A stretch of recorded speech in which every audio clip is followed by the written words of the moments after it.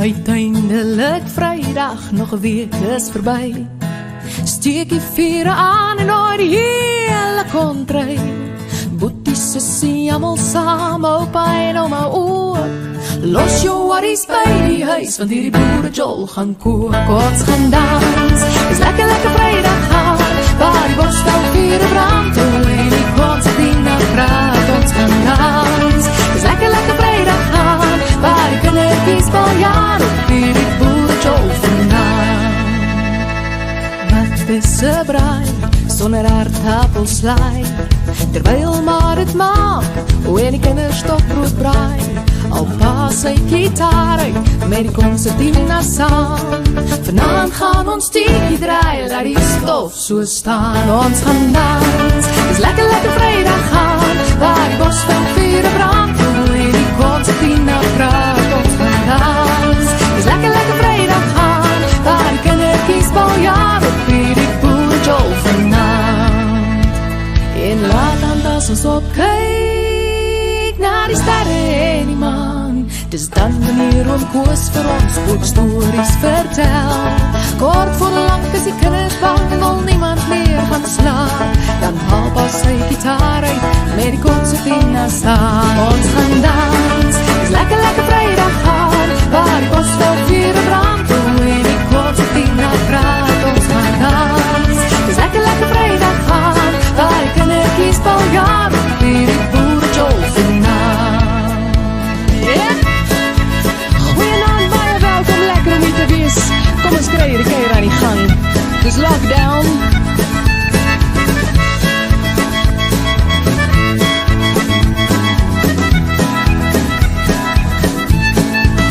Ja, ons gaan dans, is lekker Vrydag gaan, waar die borstel vure brand toe en die concertina praat. Ons gaan dans, is lekker Vrydag gaan, waar die kindertjies baljaar op hierdie boerejol vanaand. Ons gaan dans, is lekker Vrydag gaan, waar die kindertjies baljaar op hierdie boerejol vanaand. Waar die kindertjies baljaar op hierdie boerejol vanaand. En waar die borstel vure brand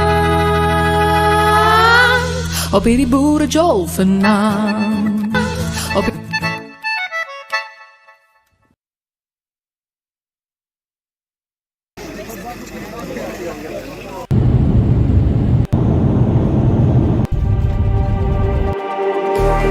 Just like the street lights lit this town, like a fire in a blaze, gotta burn it down. All right, here we are, folks. Can't be afraid to leave this out. We got this far, don't know how. I see danger in your eyes.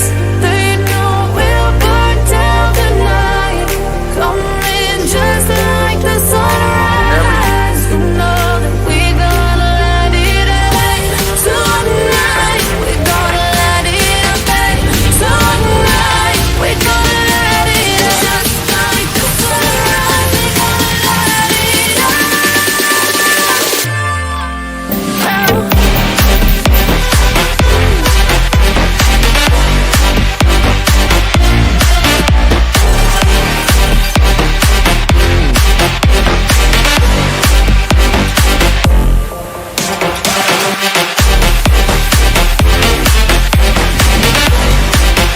Welcome back once again. This is Chris Report, and he assured me that since I'm down in Boulders, folks, this is Chris Wyatt reporting from South Africa.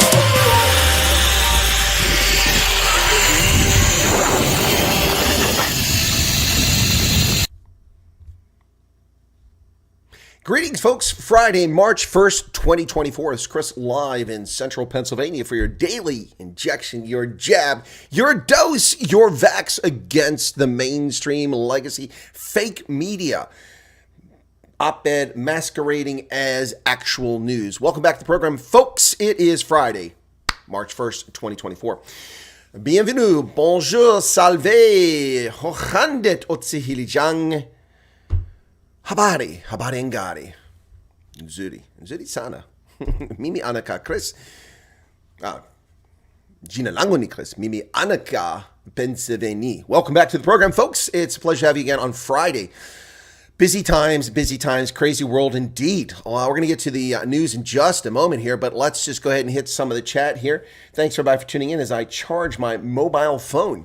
All right, so Val Cooper's here at early. Val jumped in early. And then John Huchin in from Arizona. Crypto Noob. Come on, YouTube. Stop spinning. There we go. And then Jan says, spy for Cuba. Jennifer Miles, 26-year-old receptionist, South African embassy, was recruited by Cuban intelligence to act as a honeypot as a citizen. Oh, okay. All right. There you go. Thank you for sharing that, Jan. I think I've heard that name before. Eric is here. Welcome, Erica. I hope you're recovering well. Vilma Erasmus. Hello. Teresa Gus. Hendo. Fleshin is in from the 15-minute city of Oxford. You know, we're having 15-minute cities developed here in America. They're building them specifically in places like Indiana, a conservative state of all places. Just shows you just how corrupt it is. These people are trying to have 1984. Republicans, Democrats, the rhinos, the Uniparty, which I've called for years, and now everybody is latched on to the Uniparty. It is fascinating how my heavily censored and ignored and not promoted channel seems to be the place where you hear terms before they make it into the mainstream. Just saying. Now, when I hear a term and I didn't create it or I didn't come up with my own, I give credit where credit is due. Emil Therrett is here. Welcome. Fiona's here. Welcome, Fiona. St. David's Day. What's St. David's Day? I'm sorry, I'm not that familiar with that St. David's Day. And St. Patrick's Day is just around the corner. Ashley Engelbrecht is here. Hendo. Who else we got? Mark Sayers. Fleshin. Brian Lawrenson. And who else we got there? T. Barham. Ooh, Fleshin's regaling us with some of his Welsh Gaelic there. Thank you for sharing that. Your Gaelic language. And who else we got there? Nick Muller. Welcome, Nick and George. All right. Well, I think I've caught everybody in the chat. By the way, folks, it is going to be massive. It will be epic. Hopefully the result in the game will be just as good as the build-up. But the United Rugby Championship clash this weekend at Loftus Versfeld between the Highveld Blue Bulls and the Stormers from Cape Town, from the mother city. 51,700 seats sold. It is a sellout, a complete sellout. No, we're not talking about ANC politicians being sellouts. We're talking about the stadium being sold out. This is epic. I'll be covering that game tomorrow live on Rugby Ascendant. Tune in. I haven't set up the broadcast yet, but I shall. We're hoping for a big day tomorrow. Man, oh man, oh man. This is going to be epic, titanic. The Stormers have won 16 consecutive matches against URC competition that is South Africa based. In other words, the Lions, the Sharks, and the Bulls. And they've beaten the Bulls 7 times off the trot. Will they do it for an 8th time? You know, coaches and players are downplaying the streak. That's not what matters. The point is they need to win to stay in competition for playoff and move up the log. And that's what we're concerned about. Well, folks, let's get to it. Come on, YouTube. Stop playing nasty here. Or is it my provider? I think it's YouTube because I use a different browser. It works perfectly fine, but I'm not logged in that browser, so I can't see all the stats. Anyway, welcome back. Patron saint of Wales. Okay, thank you, Fleshin. I didn't realize that. Not being of recent Welsh descent, that my Welsh is we're going back about 500 years. Any Welsh in me. Anyway, so it's much more Scandinavian since that time frame. Let's get to the news, ladies and gentlemen. It's a lekker Freitag, a beautiful, tasty Friday. That's right. Yeah. It's interesting how Afrikaners say lekker and the Germans say the same thing, although it's a little more nasty in German. It's a nice thing in Afrikaans, but it's not kind of a nasty saying in German. Anyway, so, well, they say geil too, and that's a nasty one. Right, let's get to it. Dysfunctional and too complex. Independent Eskom assessment makes a damning load shed finding. That's right. A report by independent analysts say that South Africa's Eskom is focused on the wrong things, specifically the energy availability factor. That's where their focus is. Now, I report the energy availability factor to report just how decrepit the grid is in South Africa, how ineffective, inefficient the patronage corruption machine known as Eskom, the ANC's little honeypot, well, not honeypot, but, a badger pot, whatever it is, a place to get money from, that organization is inept. That's why I report energy availability factor. But this report makes the argument, which I'm sure Hugo Kruger would probably make the same argument, that relying on energy availability factor as a sign of success is one reason why Eskom is failing. Because in order to keep the political pressure off, they're focusing on making sure they avoid load shedding when they should be shutting down plants and fixing them properly rather than putting Band-Aids or plaster on them. If you fix a generation station properly, it takes time and it'll be offline for an extended period. But politically, that's unacceptable to a corrupt party hoping to cling on to power in 2024. And this, of course, is the challenge. And so they've been lambasted, excoriated, drug over the coals for the stupidity going on at Eskom. The report found that up to 6 stages of load shedding could be avoided by fixing the plant's defects and applying prudent operation and maintenance practice, and that the unavailable capacity at the time of about 17.4 megawatts, or 17,000 megawatts, corresponds to financial losses of about 152 billion per year, not taking into account the cost of diesel on top of that. Yep, this assessment is quite damning to the ANC and to Eskom itself. Excuse me a second, I've got to take a call here.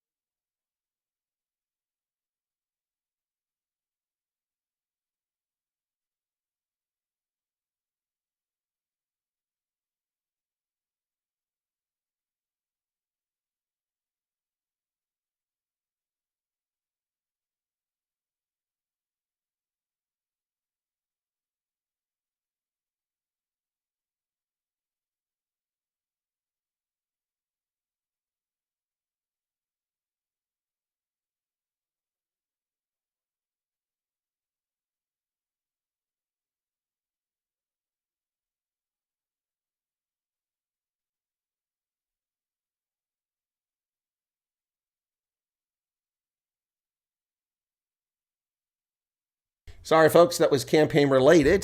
People asking me to do a survey for them, and it was kind of important, so I had to take that. So my sincere apologies to my audience, but I'm multitasking, so apologies for that. What did I miss in the chat? Did you give me grief? Are you angry? Did people leave? I hope not. Let's see. All right, so where was I at here? So what's your take on cocaine Mitch retiring from the Senate? Oh, Mitch McConnell?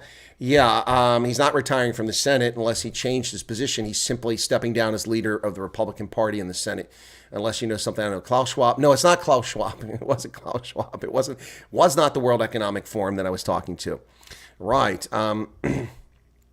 Okay. I wonder if Chris knows I can lip read. That's fine, Ants. You're welcome to lip read. Then you'll see that I said nothing bad or inappropriate or even profane in that conversation. So if you can lip read through these mustache hairs falling down over my top lip, then you're a very impressive lip reader. So anyway, yeah, sorry about that, folks. Back to the story at hand, which is now we're 16 minutes into the broadcast. Actually, 14. I started 2 minutes late because I couldn't get YouTube to start. It's been tetchy lately. I think that they're having issues or the Chinese are hacking into them. Something's like that's happening. Who knows? Anyway, back to the story at hand, Eskom. So international experts say South Africa must risk higher load shedding levels to rescue their power stations, which is what I just said. It's a 600-page report commissioned by the National Treasury examined critical reasons for poor power station performance. Well, one of them might be trying to burn rocks instead of coal. Instead of burning hot coal, they're burning rocks. That doesn't quite work. Another might be the incompetence of the technicians that are working there. There are a lot of talented technicians who are working very hard and putting long hours in to keep electricity going in South Africa. There's also sabotage to the grid. There's illicit connections that damage the grid. There is, of course, the necessary load shedding because the ANC's corruption in signing contracts for material they didn't need, just like South African Airways, overpaying contractors, not seeing proper oversight. And now the patronage effort to break Eskom into 3 separate entities is only going to make this worse. Yeah, so there you go. Stalin would have been proud of the ANC, says the Democratic Alliance as it charges Fikile Mbalula with contempt over cater deployment records. The DA is filing papers to charge ANC Secretary General Fikile Mbalula with contempt of court over his failure to provide the full cater deployment records, as the court ordered. DA MP Leon Schreiber told a parliamentary debate that Stalin would have been proud of the ANC's cater deployment policy. They would have been. They would have been. The only thing that the ANC hasn't been able to pull off, like the Stalin-esque Communist Party, is simply executing its opponents. That's what Stalin did. Over 800,000 Soviet citizens executed with a bullet to the brain pan in 1936 alone, if I'm not mistaken. Killed so many people. Gulags created. Unbelievable. No, I wish it was Elon Musk on the other end. That would be nice. That would be nice. Yeah. So, Fikile Mbalula in hot water. Well, the ANC and the DA are ramping up the heat over this cater deployment. But you know what? This isn't convincing South Africans. Ladies and gentlemen, let me tell you, if you're an opposition party, how you win this election. In other words, you drive the ANC down below 50%, even further down, so that they can't form a coalition with any parties. But the way you defeat these ghouls is you simply point out the obvious. Show a graph, a simple graph, make a billboard, ANC, 2017, load shedding, 2024, and then show the impact of it. Show a poster with spoiled milk and rotten food. Show a poster with life-saving medical equipment that's turned off in a hospital. Then show neighborhoods where there's no security lights and no power, and show people jumping over a fence to do home invasions in a video. It's very simple. Very simple. The South Africans don't give a flip about corruption. They don't. They whinge about it all day long. They complain about it. We do the same thing. Nobody cares about corruption. Who has been persecuted? Who has been prosecuted? Nobody. And nobody's going to be prosecuted, regardless who runs the government. Donald Trump refused to prosecute Hillary Clinton, a felon who stole top secret sensitive compartment information documents and imagery compromising highly secure, highly protected intelligence collection sources and methods. She put it in a server in a broom closet and then was arrogant about it when asked about using bleach pit, which is used to wipe out the ones and zeros that reside on magnetic media. Wipe, what you mean, like with a cloth? Remember that? Donald Trump refused to prosecute her. She should be in federal prison still for her crimes against this nation. How many lives are lost? How many lives will be lost because the collection capabilities compromised by Hillary Clinton, Uma Abedin, and Anthony Weiner? Remember him? Anthony Weiner? Yeah, that's right. So no one gets prosecuted. No one goes to jail unless they fall out of favor. That's why Trump is being prosecuted. He fell out of favor. He's no longer the darling of the political elites on the left. The media loved him. Remember The Apprentice? They pimped that show like there was no end to it. It was a boring show. Remember the nobody, the unaccomplished Omarosa? Who? She's a nobody. Made a celebrity because of his Apprentice show, which NBC made billions of dollars off of. But the moment he threatened the rhinos and the Uniparty and came down that escalator in 2015, well, all bets were off. Suddenly, Donald Trump, the man who hangs out with black celebrities, gives money to tons of Hispanic people, hires women out the wazoo, higher percentage in his corporation than any corporations in America. Suddenly, he's a misogynist. Suddenly, he's a racist. Suddenly, he's a threat to democracy. The problem with all that is the man was president for 4 years, and we still have elections. We still have representative democracy. We still have a nation. We didn't even deport all the criminal alien invaders during Trump's time. It was all rhetoric and nonsense. Nothing changes. And nothing will change in South Africa. Whether the DA-led coalition runs South Africa or the ANC runs it, nobody's going to jail. Nobody's going to be taken care of. There will be no criminal lawsuit ever filed against against Cyril Ramaphosa for Pala Pala.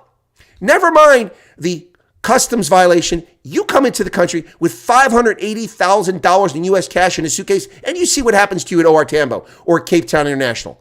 You won't be out of that airport. You'll never see that money again. You'll wind up in leg irons being butt banged in a prison in South Africa, catching HIV. That's what will happen to you or to me if we dare to bring $580,000 cash into a country and then fraudulently claim, well, we were buying prize bulls. We were buying these bulls. I'm sorry, are you a rancher? No.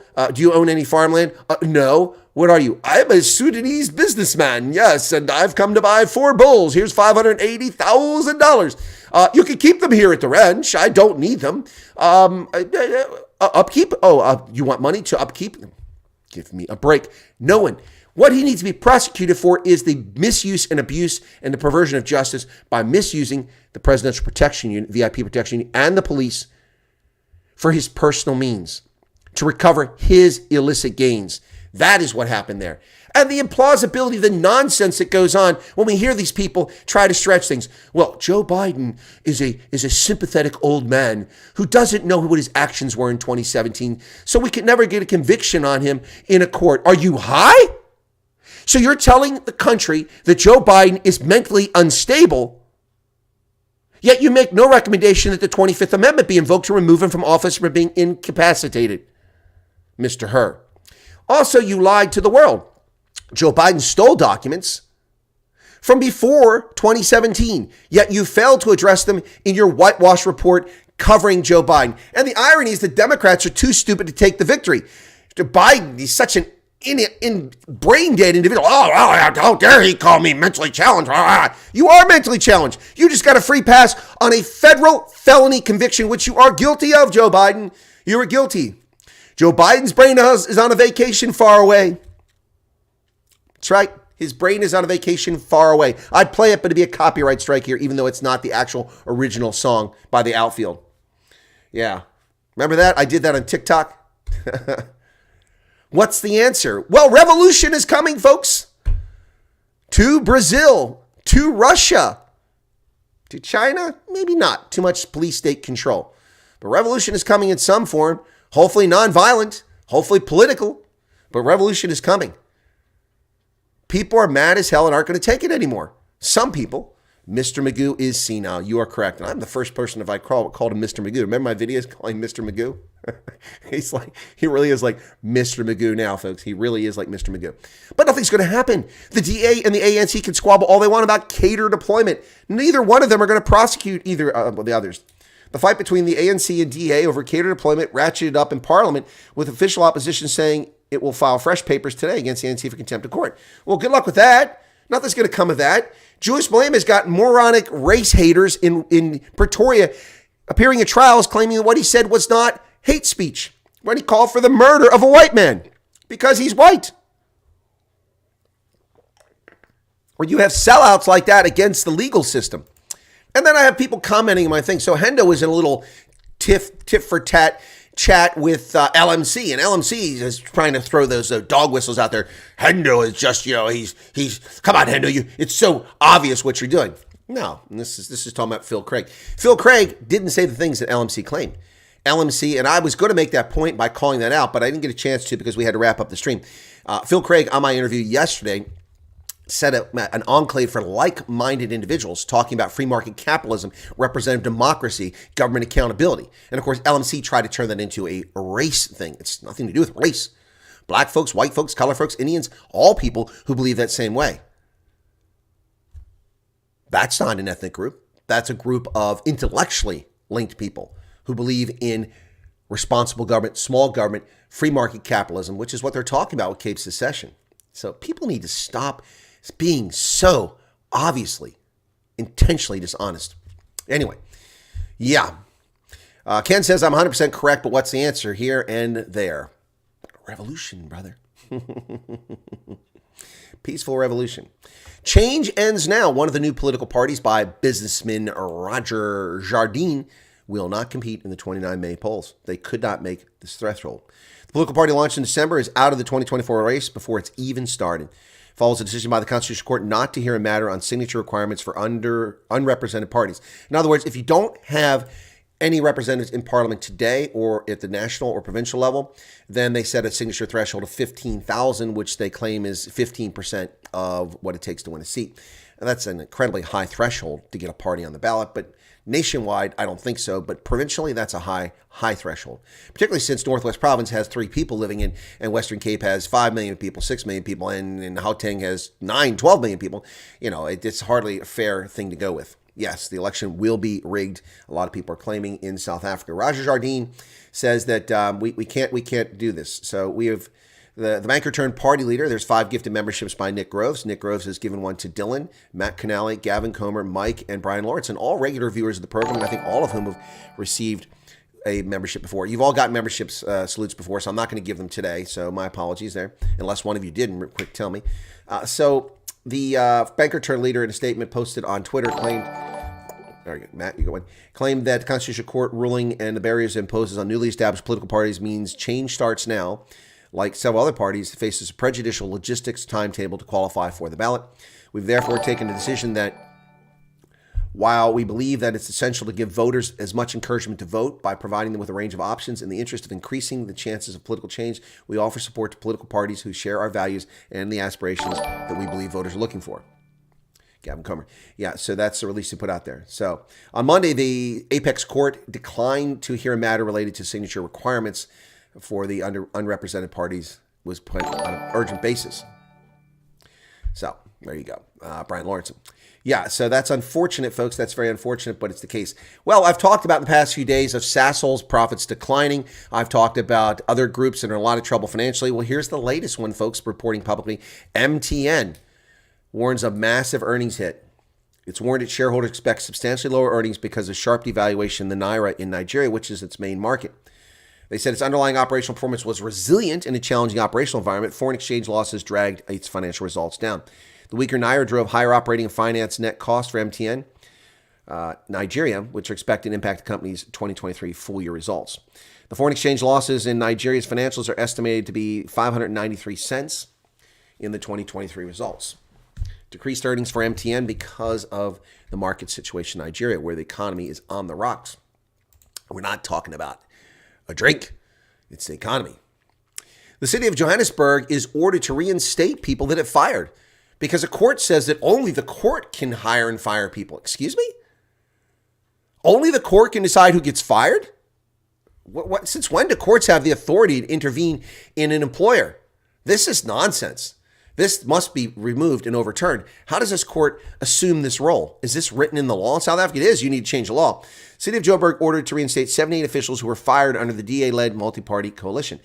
South Gauteng High Court has ordered the City of Johannesburg to reinstate 78 employees who had their permanent employment contracts terminated after the DA-led multi-party coalition led by Mayor Mpopalatse fired them. Now, these were people fired because they were temporary contract employees, and as part of a patronage plan, the ANC converted that illegally into permanent positions. So the DA and that party sacked them. Now, the court is saying that only they can do that. Excuse me? Excuse me? Unhappy with the dismissal, the employees approached their union, the South African Municipal Workers Union, and the matter was taken to the labor court, where it was dismissed on the grounds of jurisdiction. So the labor court said it didn't have jurisdiction. See, that court was correct. It was taken to the high court, where it was heard by acting judge Johan Moorcroft. He noted the decision to rescind their permanent contracts was taken unilaterally without any consultation. Well, the city of Johannesburg can take action unilaterally. They don't have a boss. They don't have a boss. They don't report to a corporate headquarters. They report to the council, and they can make decisions unilaterally. Officials are not permitted to usurp the role of the courts by deciding the decision was unlawful and rescinding it unilaterally when the rescission affects accrued rights, even when those rights are disputed. There are no accrued rights here. Judge Moorcroft is brain dead. I mean, this guy's, he's like Joe Biden. His brain is on a vacation far away. When he speaks, it makes you wonder. He never even knows what he's saying. But we know he likes the girls a whole lot younger. Yeah, excuse me, Judge Moorcroft. Rescinding what court's decision? They fired the people. There was no court decision in that. Then the labor court said it had no jurisdiction. Now you're saying that they rescinded the court's decision? Wow, this is just nonsense. This is unbelievable. Folks, can you believe the nonsense taking place in South Africa on a daily basis? It is just shocking what they get away with. Ramaphosa has suspended, for misconduct and misappropriation of funds. A member of the ANC has been suspended for, wait for it, 1 month. Oh my goodness, a whole month. Wow, that is going to put a dent in her meal budget. Yep. That's right, folks. No doubt. President Ramaphosa suspends Deputy Minister Dipuo Peters for 1 month following parliamentary sanctions. On Friday, the presidency confirmed that he had informed her of his decision to suspend her. Now, these are the things she was under investigation for. neglecting her previous portfolio as Minister of Transport by failing to appoint a group CEO for PRASA. She dismissed the PRASA board chaired by Popo Molefe, seemingly because it had uncovered $14 billion in irregular expenditures. So she, in retaliation, fired the board to cover up corruption. George Steinberg. 350 Rand super chat. Thank you for that, brother. Appreciate that. Getting March started there. It's the first one of the month. Last month, we were down about 40% in revenue for the channel. So sad, tragic. But thank you for that to get us started. Yeah, so she covered up corruption by firing the board. She attempted to stop investigations into corruption at PRASA that were initiated by the Molefe board. And she was failed to investigate allegations of $79 million of PRASA money paid to Swafambo to other people of alleged distribution of the ANC Congress. And she used PRASA state buses for ANC events in 2014, 2015 without ensuring payment from the party. So in other words, she perverted public resources for the benefit of the corrupt, illicit ANC. And for that, all those crimes, the ANC finally takes action against one of its own reprobates. She will be suspended for 1 month. 1 month. 1 month. Wow. She went to the courts in January to block her suspension. She committed these crimes 10 years ago. And only now she's getting a 1 month suspension. Keeps her job as a corrupt official. Wow. And of course, we know she'll be right there at ShopRite, at Checkers, at Pick and Pay, collecting her mealy meal. Yeah, there you go. Watch for her in the checkout line. Yeah. Well, a DA counselor has been removed from the Ethiopian Executive Committee in what's considered an illegal motion. And the people who removed him don't offer any explanation. DA Councillor Andre Bitka was removed as a member of the Ethiopian Executive Committee on Thursday as ANC tries to stop opposition parties' motions of no confidence against its members. During a recent deliberation concerning the motion against the mayor, Biki, in his capacity as Exco member, failed to uphold the responsibilities inherent in his position. His conduct during these proceedings has undermined the trust relationship between himself and the mayor, who chairs the committee. His actions not only compromised the effectiveness of the Exco, but also damaged the integrity and trust of the municipality's leadership structure. At one of the meetings, he was chased out. That's ill discipline. Being a member of the executive committee, you need to ensure that you conduct yourself in a disciplined manner.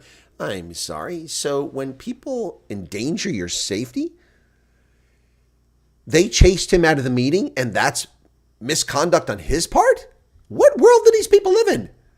They live in an alternate universe. Speaking alternate universes, the government of KwaZulu-Natal is moving forward with its plans to buy a palace for a monarchy that's illegitimate. Ooh, the Zulu are going to take effect. Oh, yeah, you're not a country. You're not a country. If you want to call the monarchy for an ethnic group, fine. But KwaZulu-Natal is not a monarchy. There is a monarchy inside KwaZulu-Natal, known as the Zulu Nation, with a disputed king in charge of it. But they don't rule KwaZulu-Natal. They don't rule the provincial province. They don't rule the provincial legislature. They don't provide the premier. So why are taxpayers in KZN footing the bill for the 7th palace for the Zulu royal family? What is going on here? KZN government finalizing plans to build a new palace for Zulu king because that's what custom dictates. Excuse me? Custom? South Africa's current form of government didn't exist until 1994. What custom are we talking about here? Zulu custom? Well, then the Zulu should be paying for it. There's 13 million of them. I'm sure they can come up with the money. They should pay for it. They should pay for it. Why should the residents of Amazimtoti and Dirtbin and Umgeni and the Royal Natal National Park, why should residents of those places in Vienna be paying for the Zulu nation's opulence? Why should they be paying for it? This is corruption of the highest order. Absolutely ridiculous. Do the Mexicans pay for the emperor of the Aztecs? Do they build a palace to what's left of the Aztec Empire? No. Wow. According to Zulu custom, Misa Zulu cannot stay at his late father Goodwill's Wellatini's palace. Well, there are 6 palaces. And he's a Zulu, so why doesn't he use money from the Nganyoma Trust, 2.8 million hectares of land, to pay for the new palace? Why are taxpayers paying for this? This is illegitimate, it is corrupt, and it is unacceptable. Well, the distinction between individual and race group in Malema hate speech trial, this nonsense that's going on by people who twist logic. We haven't seen eye to eye on a series of issues, but this isn't about Julius Malema. This is a matter of a question of hate speech, and I agree with what he said is not hate speech. Judge Mark Scheer heard evidence by University of Johannesburg misspoke there, by University of Johannesburg so-called political science professor Stephen Friedman in the Equality Court about Julius Malema's hate speech case. In his analysis report, Friedman said that hate speech must be directed at a group of people, not people who behave in a particular way. Excuse me? Excuse me? So what are white people? Is that not a group of people? The ANC certainly goes to great lengths to call them a group of people. These comments are clearly aimed not at whites as a group, but at particular whites who behave in a particular way. Really? What about the terroristic threats they made on his life? Julius Malema made on the gentleman's life. The threat of violence is not directed at white people as a group. It is not directed at racists as a group. It's directed at specific racists who either threaten a leader or a member of the EFF with violence or use violence against them. Excuse me? The case dates to Malema's nonsense and his comments after it. So, wow. My goodness. Friedman said in the case, his advocate Anwar Albertus asked Friedman if his view on hate speech applies when Malema said, among white people, you have these Afrikaner men who offer over the weekends are inclined to drink and then beat their women, and on Monday they have these women withdraw the charges. Wow. What kind of speech is that? Friedman said in that case, it's a specific group of white men who are criticized and not all white Afrikaner men, but particular men. What is this is parsing of nonsense? So I can go around and say black men are sexually promiscuous, and that's not hate speech? This is why there's no such thing as hate speech. It's nonsense. It's nonsense. And this is the perfect case of it. But the case is not about Julius Malema and hate speech. The case is about Julius Malema and his terroristic threats to the life of a South African citizen, calling on people to murder him, to deal with him, to have him meet his maker, to make him disappear. That's what Julius Malema said. That's what the case is about. And they're turning it into a hate speech? This is stupid. Stupid. Orlando Pirates goalie was kidnapped. Yeah, things are out of control in South Africa, folks. Kidnapped 2 years after a similar incident. Orlando Pirates footballer Melusi Buthelezi was hijacked and kidnapped on East Rand yesterday evening, but is now home safe and unharmed. The goalkeeper was snatched at 8:40 p.m. in Zone 4 in Tokotsa. He was sitting with his friends on the street when three unknown men approached them. The suspects robbed all victims of their cell phones before forcibly taking one of the victims and driving off with his vehicle. He has since returned unharmed this morning. Wow. Second time the 26-year-old player has been affected by crime. In 2022, he was stabbed during a carjacking. My goodness. Well, South Africa is such a safe place to be. This man has been a victim of violent crime twice. As I said, ladies and gentlemen, it's exciting. Let's get ready to rumble. Loftus Versfeld on the Highveld in Pretoria tomorrow. Woo, baby. It's time. It's on. It's on like Donkey Kong. That's right, ladies and gentlemen. United Rugby Championship contest is sold out. A sold-out Loftus Versfeld will be an exciting experience, to say the least. Wow. It's sold out for the North-South Derby between the Bulls and Stormers. 51,700 fans will crowd there. It's going to be electric. The streak has been talking points since the Stormers beat the Bulls for a seventh consecutive time in Cape Town back in December, but stadium capacity has elbowed its way into the conversation for Saturday's repeat of that match. With the build-up, the fixture between the country's top URC team, the Bulls, are third on the table, and the Stormers sixth, lasting a whole fortnight. The anticipation has built up to a solid, sold-out Loftus Versfeld for the match at 5:05. 51,700 fans will be crammed into there. A massive part of the attraction for those going to Loftus isn't just a rivalry threatening to add a touch of bad blood to it. It's also the sheer quality of players who will be in attendance, despite the fact that so many of South Africa's World Cup winning Springboks campaign overseas. This will be epic, ladies and gentlemen. And as I said, coaches are saying, hey, players, the streak isn't what matters. 17-game unbeaten streak in South African derbies is not the issue. With their winning streak against the Bulls uppermost in the rugby public's minds, Stormers forwards coach Rito Hlungwane reckons they haven't even talked about it. No, it's not something we're talking about, man. We are focused on winning this game, and that's what the Stormers need to do on the road. I was there last year when they went there and they won. Oh, looking forward to it. MTN's tax or profit taking a massive hit because of the Nigerian Forex woes, as I mentioned. Yep, not good. Yep, the slumping Naira is killing them. It's weakened more than 70% against the dollar since June. The Naira is in free fall. Not good stuff. Well, ladies and gentlemen, Ronaldo Jos started a Tempest in a Teapot, pointing out this so-called superfan story and getting attention to it, requesting from a freedom of information request, the equivalent of that in South Africa, to find out why we're paying, well, it's why South Africa is paying so-called superfans expenses. Yeah. So, Times Live did a poll. Should sports superfans cover their own expenses when going to matches? Some South Africans believe sports superfans such as Mama Joy Chauka and Bota Msile should foot their own bills when traveling to support local teams. They're not alone. This comes after it was revealed that it cost taxpayers $1.3 million for superfans Chauka and Msile's travel accommodations during the World Cup. And that's incomplete information, by the way. Yeah. The information was received from the Sports, Arts, and Culture Department on Thursday after an application by AfriForum in terms of promotion and access. No. It wasn't AfriForum. It was Ronaldo Jos. It wasn't AfriForum. Well, that's fake news. Ronaldo's the one that requested that. Ronaldo's the one that disclosed it. AfriForum? Where did that happen?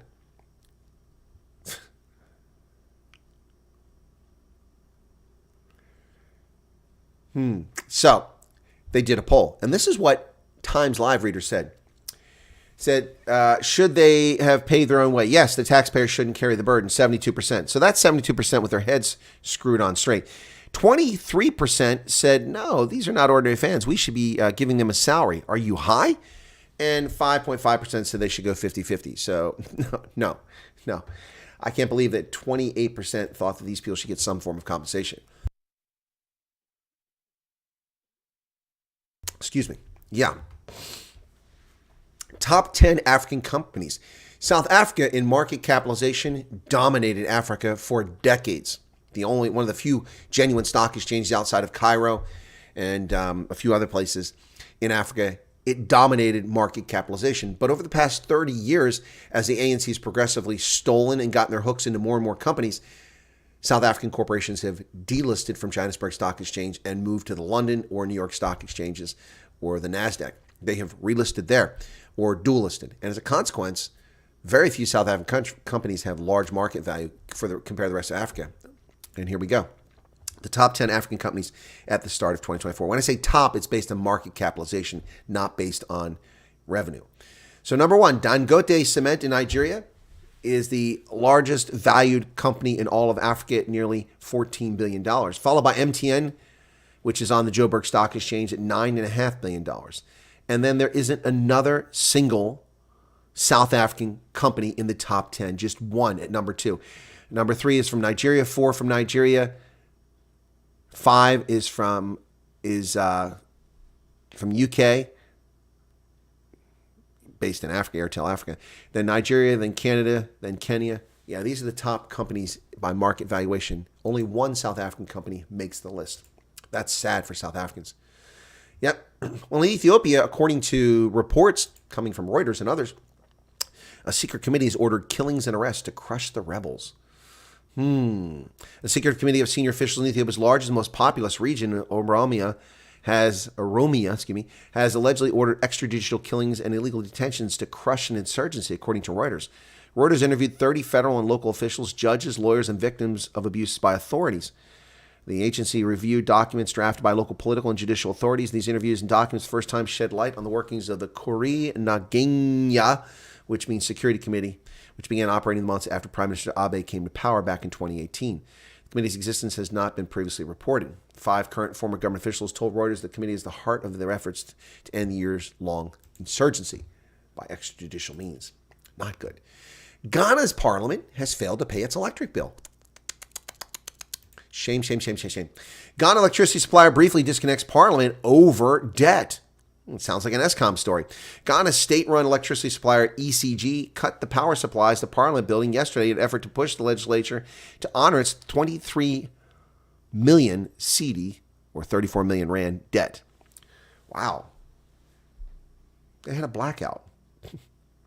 A video shared by local media showed lawmakers exclaiming in the dark parliamentary chamber after the power was shut off, eventually joining together in a chant, Dumsor, Dumsor, which means blackout in Twi, which is the local language, one of the local languages. Pressure mounting on Israel after this bizarre situation, which is being reported as a slaughter of Palestinians who were trying to get food supplies.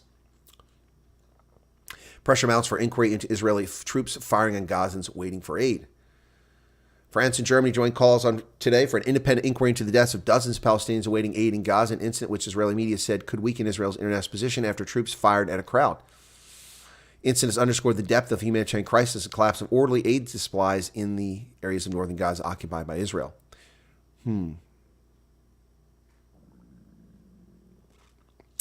Shame. Gaza situation that Hamas started is really paying off strategically for Hamas, and sadly not so well for Palestinians. Singapore will buy 8 F-35 jets. The F-35 at the Singapore Air Show. Singapore's Defense Ministry plans to order 8 F-35 Alpha jets, which will bring their joint strike fighter fleet to 20. It will be on top of an early order of 12 Bravo models from Lockheed Martin. Addressing Parliament during Wednesday's budget deliberations, Defense Minister Eng Hen said his ministry wants to take advantage of the competitive price of the F-35s, which are now comparable to Boeing's F-15. There you go. So there you go. Waiting for Parliament to approve that purchase. More weapons. South Korea's baby bust is Brett Sessoms here. He loves South Korea. South Korea is rapidly shrinking in population as a consequence of a baby bust. South Korea's fertility rate, already the lowest on the planet, continued its dramatic decline in 2023. The average number of expected babies per South Korean woman during her reproductive life plummeted to a record low of 0.72 last year from 0.78 in 2022. In South Korea, the societal shift has seen a rise in young adults living alone, an increase in unmarried people, particularly among men. This trend underscores the challenges facing South Korea as it grapples with the implications of its declining fertility rate on its future economic, competitive, and societal structure. In 1973, it was 4.07 children per woman in her fertile period. Now it's 0.72. Less than a quarter of what it once was. Less than a quarter of what it once was. And it's not just Korea. In Asia, Japan is in trouble too. No time to waste as Japan hits a record low birth rate. Government urges action. Japan's birth rate is the lowest it's ever been since they started collecting data in 1899.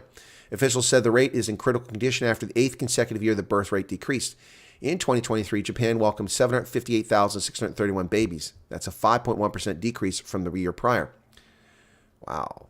One of the reasons is a drop in married couples. Marriages fell by almost 6% to only 489,281 couples. For the first time in 90 years, the number was less than 500,000. 90 years. Japan and South Korea on demographic decline. New Zealand companies hit with a massive fine over the deaths of those tourists who were checking out a volcano several years ago. New Zealand tour operators told to pay $7.8 million in fines and reparations over volcanic eruption, as if they control Mother Nature. But they're being held responsible for being irresponsible for the safety of their clients. Tour booking agents and managers of a New Zealand island where a volcanic eruption killed 22 people in 2019 were ordered to pay 13 million New Zealand or 7.8 US in fines and reparations. The holding company of the island's owners, a tour boat operator, and 3 companies that operate helicopter tours have been found guilty of safety breaches at a 3-month trial. White Island, the tip of an undersea volcano, also known by its indigenous Maori name of Wakari, was a popular tourist destination before the eruption. There were 47 tourists and tour guides on the island when a superheated steam erupted in 2019, killing some people instantly and leaving survivors with agonizing burns. So tour companies are now being held liable for Mother Nature. Wow. Thousands turned out for the funeral of Russian opposition leader Navalny. Police presence appeared heavy for the service. Some attendees shouted, "No to war," and Russia will be free, as they marched to the cemetery where the opposition leader was to be buried. Thousands of people crowded in a neighborhood in Moscow's outskirts on Friday, some bearing flowers and chanting "No to war." The service took place under tight monitoring from the Russian authorities, who arrested hundreds of mourners at memorial sites since he died. After procession to the cemetery, his coffin was placed next to his freshly dug grave. Video live stream from the site showed his family members and then mourners kissing him goodbye for the last time.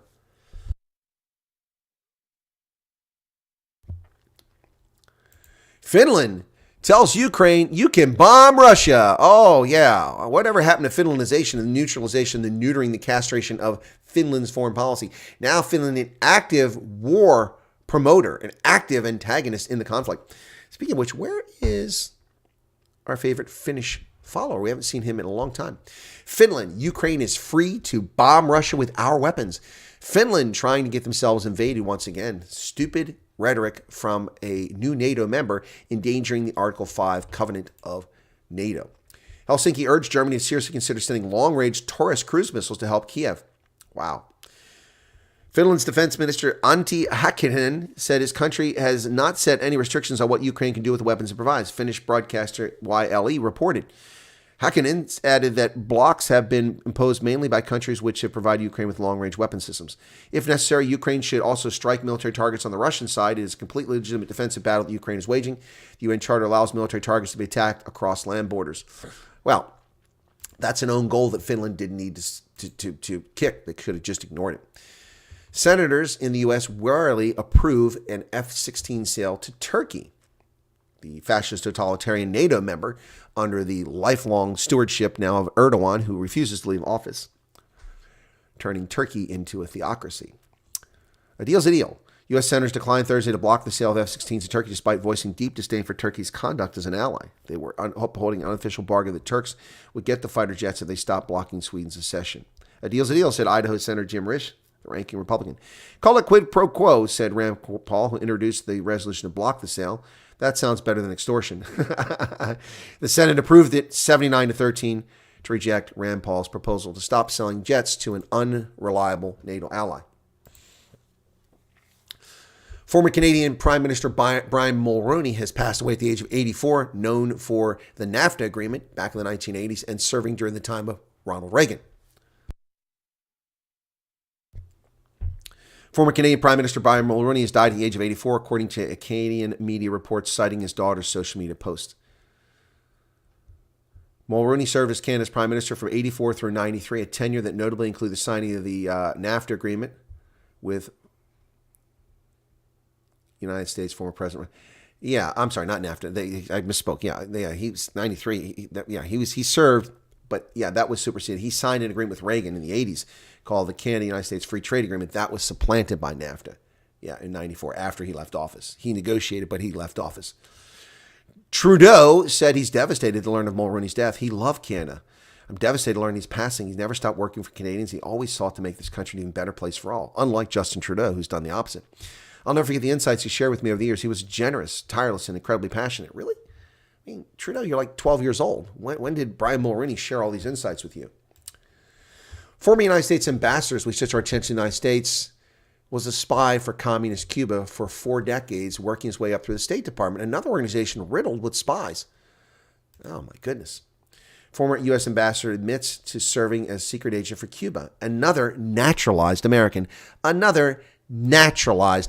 not native-born American, who betrayed this country after we gave them access to the most important and vital information. Manuel Roca, a retired U.S. ambassador, said Thursday he will plead guilty to charges of serving as a secret agent for Cuba's spy agency, affirming that the Justice Department described as one of the most serious infiltrations of U.S. government in history. Roca, 73, told a federal judge he would plead guilty to charges of conspiring to act as an agent of a foreign government, the Associated Press reported. Prosecutors then dropped 13 other charges, including wire fraud and making false statements, and said they had agreed to a sentence but did not provide details in court because they're not going to give him any sentence. They're going to give him leniency because he spied for their friends, the communists. Prosecutors alleged in December that Roca, a former State Department employee, served on the National Security Council as U.S. Ambassador to Bolivia, spied on the U.S. for more than 40 years as an agent of Cuba. Wow. Roca, who was born in Colombia and became a naturalized U.S. citizen in 1978, and then later became our ambassador in Colombia. That is not acceptable. If you're a foreign national, you should never be our ambassador to that country. What moron allows this? So you grew up in Russia, and now you get to be the ambassador to Russia? No, I'm sorry. This is how stupid our country has become.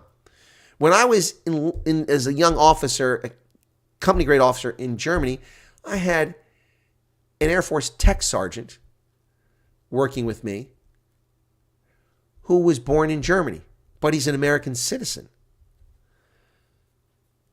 When I was enlisted, he would not have been allowed to serve in Germany because he was born in Germany, even though he's an American citizen. Pfft, crazy stuff. Now they allow anything. Well, this is the argument I make over and over and over again. And Arthur Lafleur and Stephen Moore, two brilliant economists, have spelled it out very clearly. What I said is when Reagan cut taxes, the economy grew. The government got more money. When Bush cut taxes twice, the economy grew. The government got wealthier. When Donald Trump cut taxes, the economy grew. The government got wealthier. And the rich paid more. The rich paid more. The lower the tax rate, the more money that the rich pay. Yet the demon rats and the rhinos and the leftists lie to you all the damn time about this. This is a brilliant article. You must read it. I'll give you the link to it. You can check it out. Let me go ahead and put that in the stream very quickly here. This is a brilliant article. There you go. Paste. So let me run through this article now. I'm going to do a video on this later on. This is an argument I make continually, but here it is. You can see it in graphic form. So data prove it. The Trump tax cuts soaked the rich. The latest IRS data on who bears the income tax burden demonstrates yet again the benefits of lower tax rates over higher rates. Bernie Sanders should pay attention. When President Trump entered office, the richest 1% of tax filers, that's people who had $675,000 of income and higher when he entered office, paid a little more than 40% of the income taxes. So the 1% paid 40%. You talk about fairness and what's fair and what's right. That's not fair. 1% of the country pays 40%. That's not fair. That's not equitable. There's no equality there. In 2017, his tax cut reduced the effective highest tax rate from 42% to 37%. Just a 5% cut. A 5% cut in federal income tax rates to the wealthiest Americans, just those people. And this is what happened. But the most recent, Joe Biden and Bernie Sanders then has now condemned it as a giveaway to the rich. Both Bernie Sanders and Joe Biden lied and said this was giving money to the rich. And Republicans lost elections because they're too stupid to point the facts out. Too stupid to point the facts out. The most recent IRS tax return data, which is for the year 2021, confirmed that even as rates were lowered, not to mention the corporate tax rate, which Trump cut from 35 to 21%, the share of the tax burden shouldered by the 1% rose from 40 to 46%. The wealthy paid 40% of the taxes, and when you lowered the rates, they paid even more and accounted for almost half the taxes in the country. So why is everyone caught by surprise every time this happens? High-income earners shelter less money and earn more when top rates fall. That shouldn't surprise anyone. The chart below shows the inverse relationship between the highest tax rate applied and the share of the taxes paid by the rich. In 1980, the rich paid about 35% of the taxes the government took in, but the tax rate was 70%.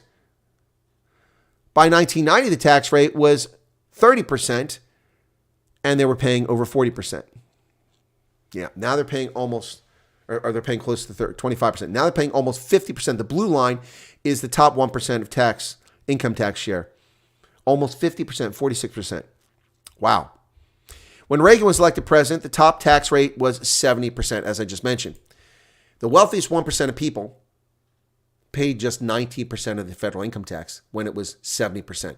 Now that it's 37%, the wealthiest 1% of the people pay 46%, more than double the total tax. Well, the Amos Miller saga in Pennsylvania continues with the harassment of an Amish dairy farmer. Amos Miller's attorneys accused the Pennsylvania Agriculture Department of lying to shut him down. And in fact, they did. Yep, they fraudulently claimed things. Challenging the legality of the raid on his farm, attorney Robert Barnes wrote in a court filing Friday that the Agricultural Department materially misled the court with perjured affidavits based on events that occurred many years before. Part of the affidavit agriculture agents submitted to obtain a warrant falsely claimed a person died in 2016 after drinking raw milk traced to Miller's farm. The problem is it never happened. In fact, the elderly lady who died had advanced cancer and never drank any raw milk product of Amos Miller's, as her caretaker testified to under oath and a former Wall Street Journal reporter had already previously investigated and independently found. Wow. So the Pennsylvania Department of Agriculture is lying to persecute Amos Miller.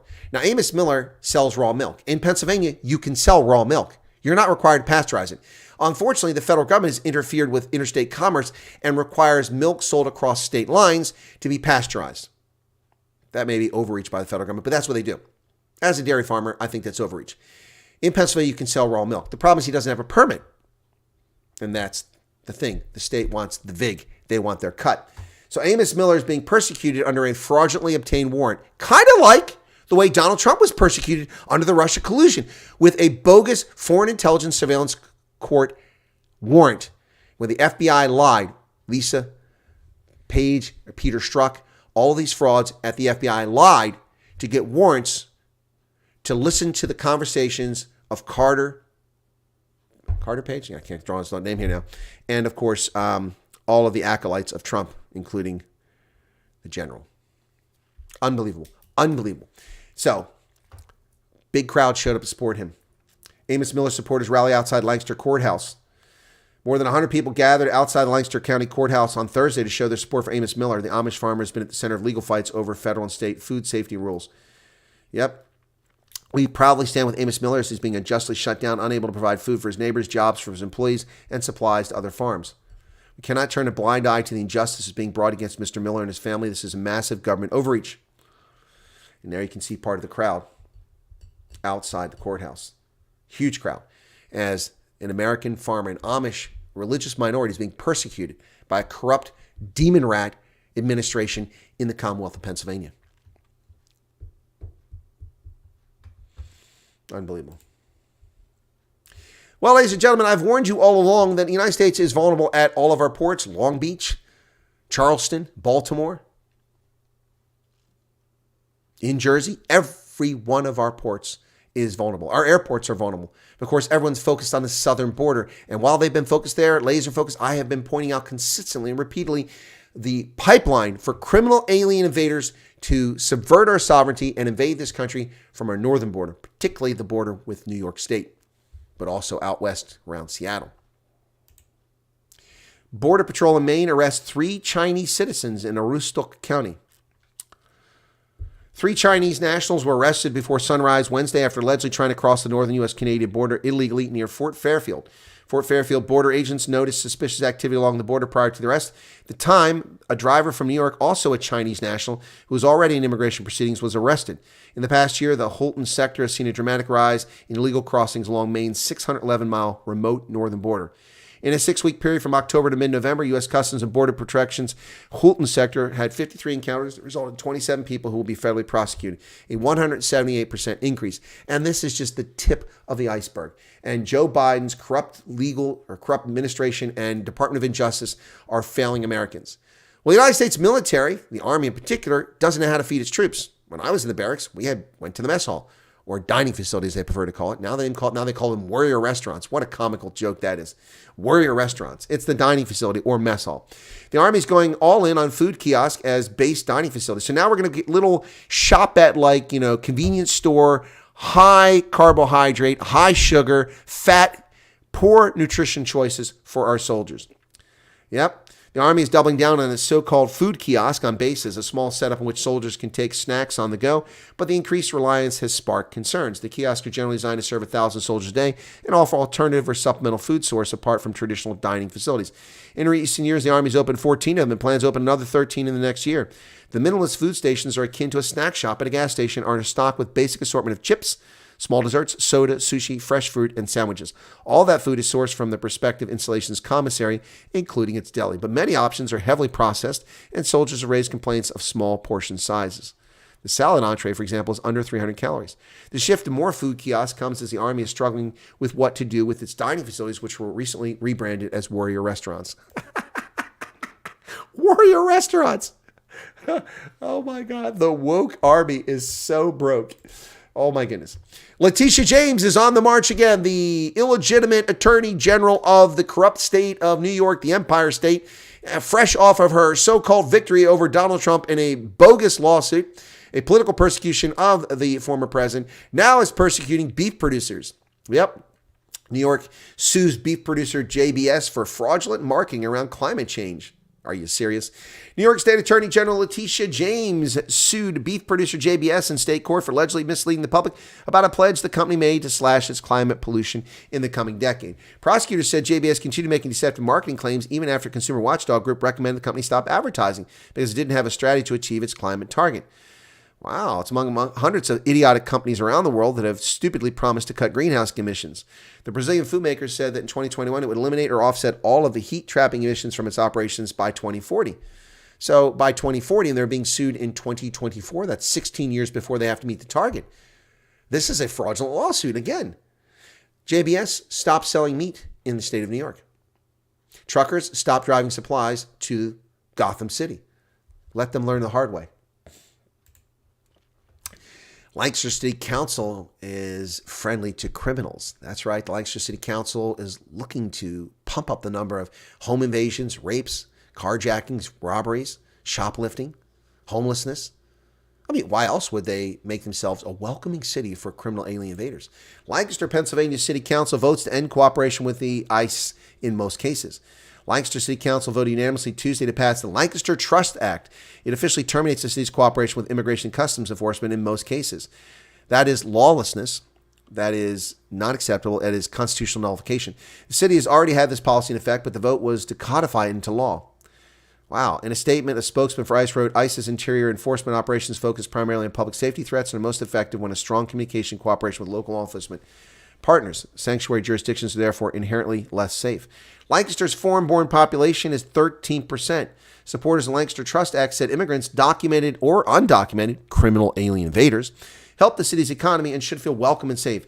The residents that contribute in our community, whether they're starting businesses, they're fulfilling jobs, and they're helping our community, so we want to ensure they're creating a safe environment, said Arroyo. Arroyo. Of course, we know that Lancaster, Pennsylvania is historically a Hispanic town, long known for its Hispanic population.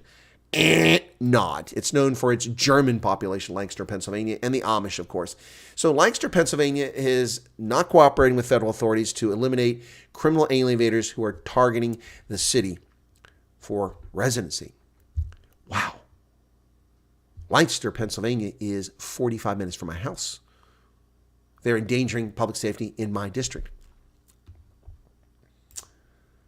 A seismic shift. I'll tell you what, The Guardian loves Major League Rugby, and that's awesome. I'm glad to see that the leftist publication actually loves something in America. They love Major League Rugby.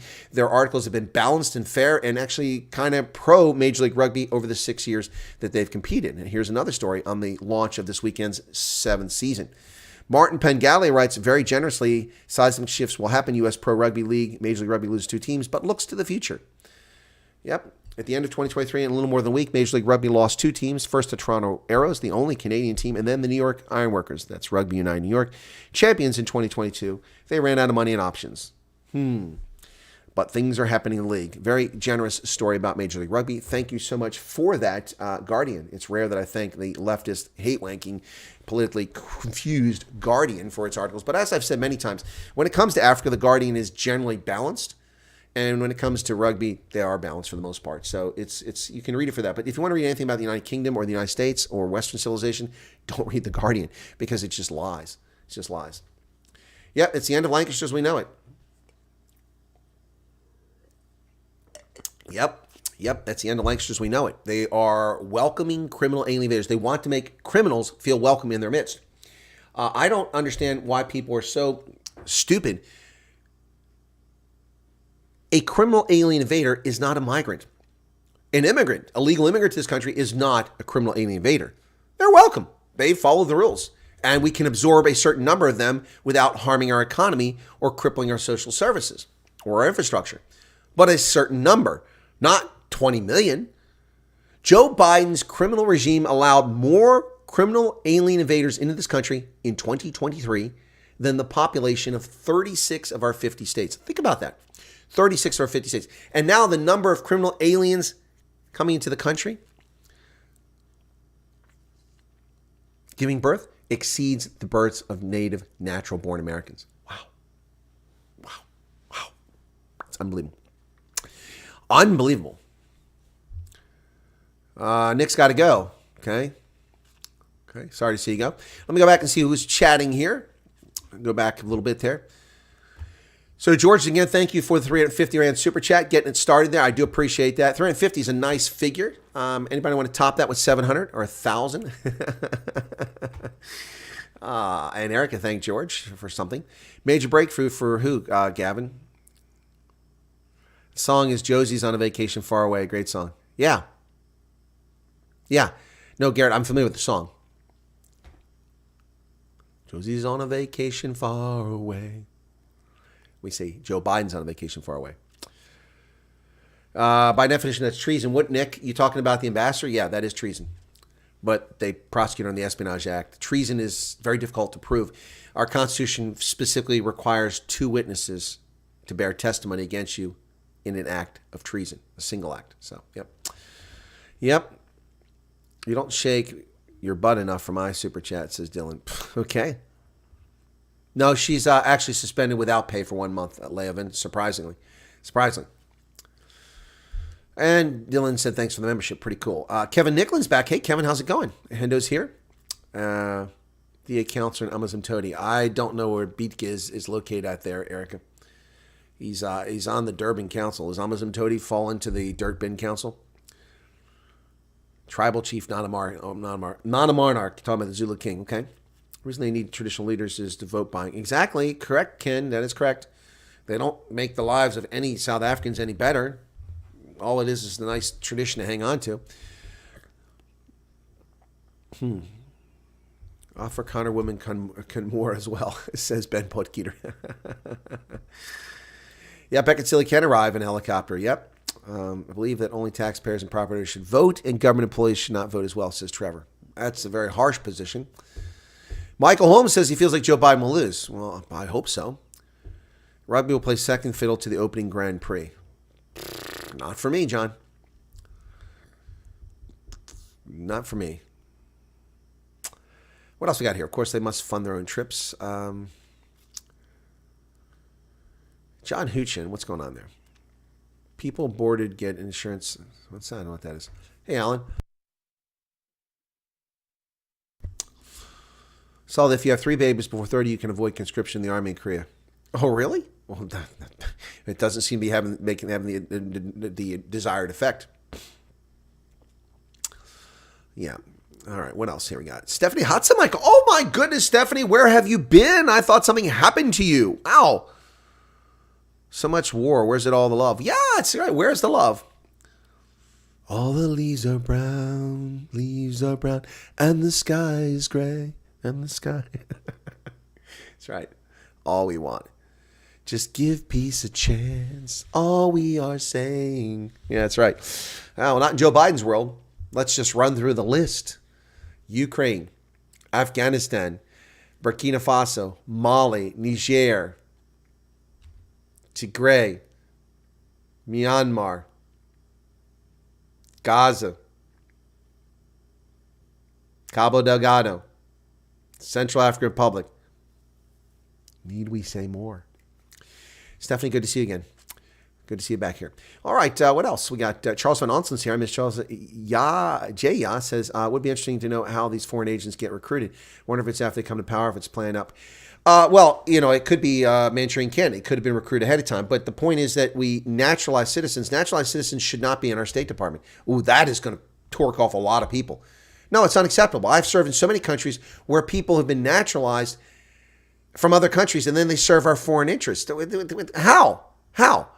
There should be a minimum period before you can ever enter the State Department. This guy was a Colombian. He should never be allowed to be our U.S. ambassador to Colombia. He could be the U.S. ambassador to Liechtenstein. He could be the U.S. ambassador to China, to South Africa, but never Colombia. That's ridiculous. It's absolutely ridiculous. It's redonkulous. Ridiculous. Yep. Hey, Mike. Active faith, counter-revolution. Goodbye. Hello, stuff. 1/3 elite, 1/3 welfare, 1/3 for the 2/3. Okay. Been banned here too. Governments have appointed microbiological veterinarians that test all dairy. It's a grift. Yep. Taxes, permits, and license required. Where is this in the Constitution? Nowhere. The government can't. Well, the government can levy fees. They can levy excise taxes. That's actually in the Constitution. And then they can levy income tax because we have an amendment for that. Someone actually said to me yesterday. They said, the government can't tax income. Well, unfortunately, they can't. There's an amendment, folks. That people, I don't know where that people seem to miss out on that. Let's find that amendment. Here it is, the 16th Amendment, 1913. That's what I said yesterday. The Congress shall have the power to lay and collect taxes on incomes from whatever source derived, without apportionment among the several states and without regard to any census or enumeration. In other words, Congress can apply income taxes, no matter where your income comes from. And they don't have to give it to the states, and they don't have to pay any attention to a census or enumeration of citizens. 16th Amendment,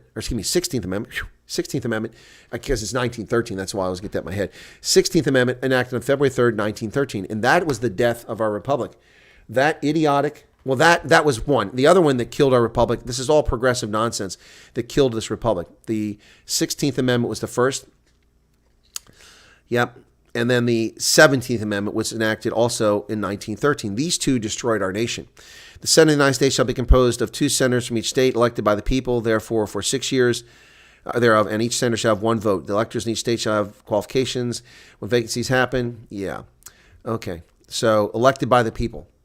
Senators in the U.S. Senate were elected by the legislatures until 1913. The 16th and 17th Amendment, along with prohibition, are the dumbest additions to the U.S. Constitution. It shows that our system is far from perfect. It's imperfect. Stupid, stupid, stupid. 9% of the news and alternative media are concentrating on the southern borders and Darien Gap. No coverage on the invasion. Trudeau is supporting the flow. Mike, I'm reporting on it, and I've been reporting on it all along. Any of my loyal viewers who have watched this program from the inception of it in 2020 will tell you that I've always talked about the northern border. Always talked about it. It is a sieve. I mean, you don't even have to be a rocket scientist to know that. I mean, after 9/11, we had terrorists trying to come through Seattle, crossing I-5. Anyway, yep. Snake Plissken. Okay, yeah, Snake Plissken, that's funny. Going to need a remix of Fortunate Son soon when conscription returns. Okay. Let's sing Give Us the Good News. Well, Stephanie, I'd love to give you the good news. Well, Stephanie, you haven't been here a long time, so you probably don't know this news. Let me share this news with Stephanie and those who are unaware of it. You ready for this? Stephanie, I'm running for the Pennsylvania legislature. Yep, with 4 other opponents. So it's a crowded field. The election is on April 23rd. That's the primary here in Pennsylvania for the Republican Party, and I'm running to represent the 92nd Legislative District here in the Commonwealth of Pennsylvania. 65,000 residents, 47,000 registered voters, and I'm hoping to get their vote so I can represent people in the state legislature. So there's some news. That's some good news, some promising news, especially if I win.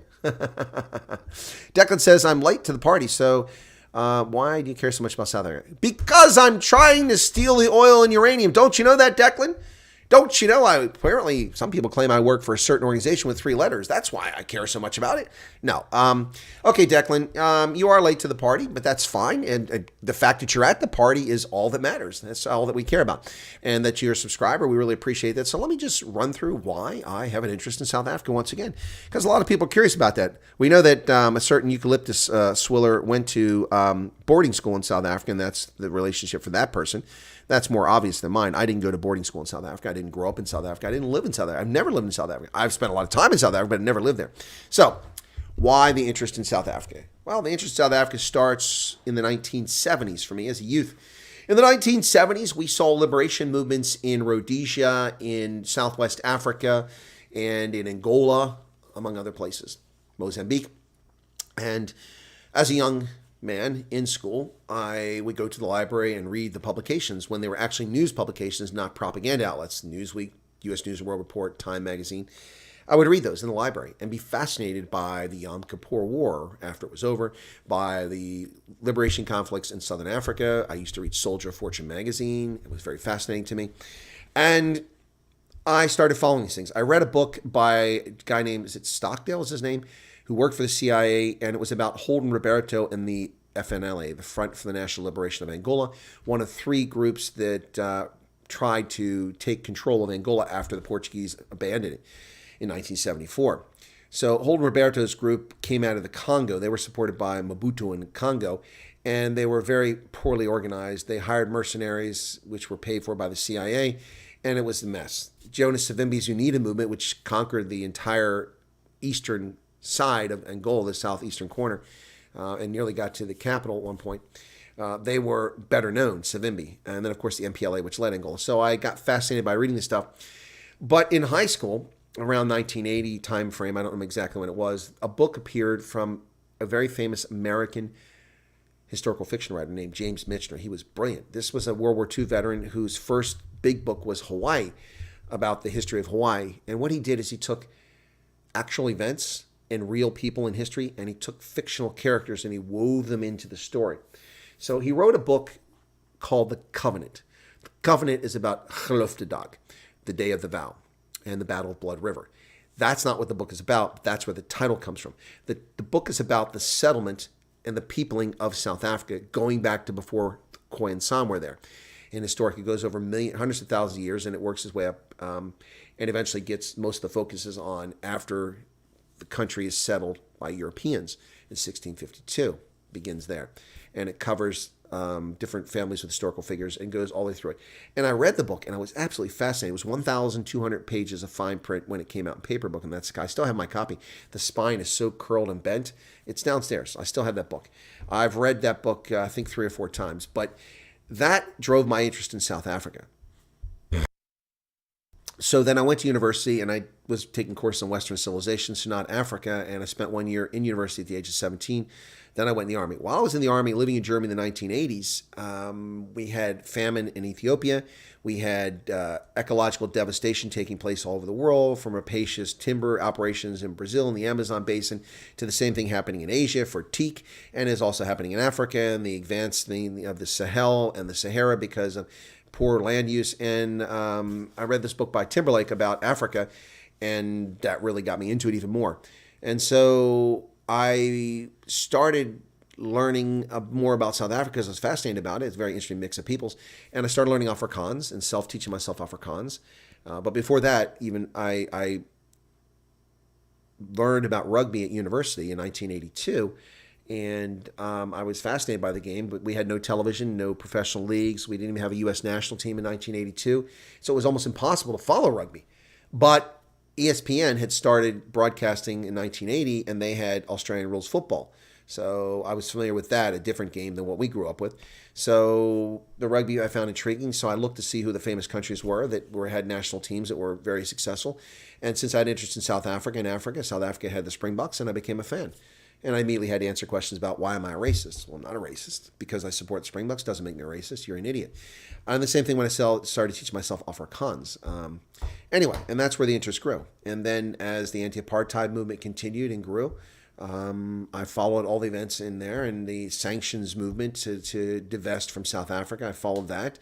Yeah, and so then I went back to university from 87, 89, and my history courses were focused overwhelmingly on Africa. I had revolutions and evolutions, a course in Southern African history, lots of courses on Africa, political science and history, and also on the Soviet Union as well. But and I graduated in 1989, and with the goal of becoming a regular Army officer, which is a difference than a reserve officer serving on active duty. But a regular Army officer, there's only a handful of those by law, and I became one. Regular Army officer, military intelligence officer, and at the stage when it's allowed, be a foreign area officer for sub-Saharan Africa, which no one asked for. I was almost one of the first people in the Army ever asked for it. Usually you get assigned it just because they put you there. Yeah, and so that's my interest in South Africa, in particular in Southern Africa. So does that answer your question, Declan? Does that answer your question? Yeah. And so I would argue I'm one of the most informed and knowledgeable subject matter experts on South Africa that is not South African. I would make that argument. People could tell me I'm wrong. You tell me I'm full of it, and that's fine. But prove it. Prove that I'm not. You're welcome, Declan. Stephanie says, thanks for your love and interest in South Africa. Well, you're very welcome. You're very welcome. It's an amazing country full of amazing people. It's incredible topography, incredibly vivid mosaic of history. The thing that has to be eliminated is the garbage from political parties and from supremacists, white and black supremacists, but primarily from black supremacists because they're ruling the day in South Africa. Racial laws need to be eliminated altogether. People should be allowed to revere their own history. I mean, look, Shaka was a brutal man who murdered all of his concubines who got pregnant so he wouldn't have any children that could overthrow him. He killed tens, if not hundreds of thousands. The Zulu Mfukane reportedly, according to some historians, as many as 1 million black Africans died. Talk about a genocide. Talk about horrific. No one talks about it. They name airports after Shaka. The King Shaka Zulu Airport in Durban. Nice airport, by the way, but yeah, naming after a murderous thug who killed women he slept with because they got pregnant. Wow, that's pretty brutal. Yeah, so the Zulu are welcome to revere their history if they want to reflect on it. The Afrikaners are welcome to revere their history. The Xhosa, the Khoi, the Sam can all honor their history and their language and their culture, but not in South Africa. Not in South Africa. Yeah, not allowed to do that. Thanks, Chris. Gave me much deeper understanding. What, of me? Of me? Declan says, thanks for noticing us. Well, there was a time, Declan, it was almost impossible not to notice South Africa. And the time I'm talking about is 1985 to 1989. Oh, my goodness. Oh, the legacy media, that's all they did. In fact, in that time, before 1985, almost nobody outside South Africa ever heard of Nelson Mandela. Nobody knew. I mean, he had been caught and tried. He was caught in near Howick in KZN. He was tried at the Rivonia trial and then locked away in prison and spent, 34 years in prison, something like that. So he was a non-factor. Almost nobody knew who he was. But the media latched on to his thug wife, who had children tortured and murdered, and then stole from the government because she was a thief, Winnie Mandela, the mother of the nation, according to Julius Malema, but an idiot. Anybody that venerates a criminal as the founder of their nation, it really needs their head checked. But Winnie Mandela was pimped and promoted by the legacy media, in no small measure because of leftist journalists who fled South Africa during the bannings, and they fled for their lives. Anyway, Alan Patton and others. So yeah, 27, 34. I don't know, Charles. I can't keep track. He was, Didn't he spend 27 years at Robben Island, but was in prison for, there was 62. He got out in 90. So what's that? How many years is that? 62 to 1990? So 70, 20, 28 years, something like that. Yeah, 27, 20 years. I don't keep track. He spent a long time in prison. Yep. 16th and 17th socialism adopted. Oh, Mike's talking about the 16th, 17th Amendment to the U.S. Constitution. Yeah, these are those I think should be overturned. It'll never happen, but the 17th Amendment should be overturned. State legislatures should be picking the senators because the Senate represents the state, not the people.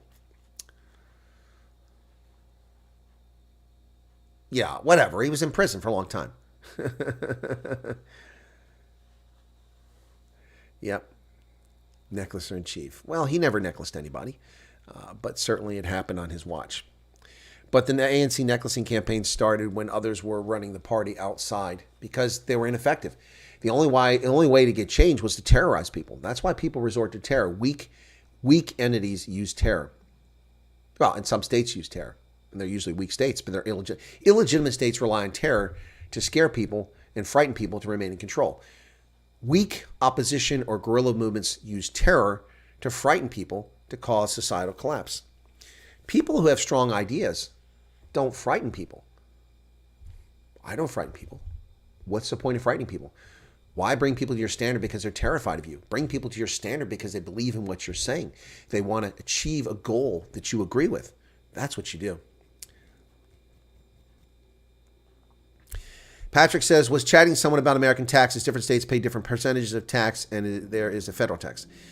Well, there's all military aircraft from the National Guard, Air National Guard flying overhead. It's a C-130. I can tell from listening to it.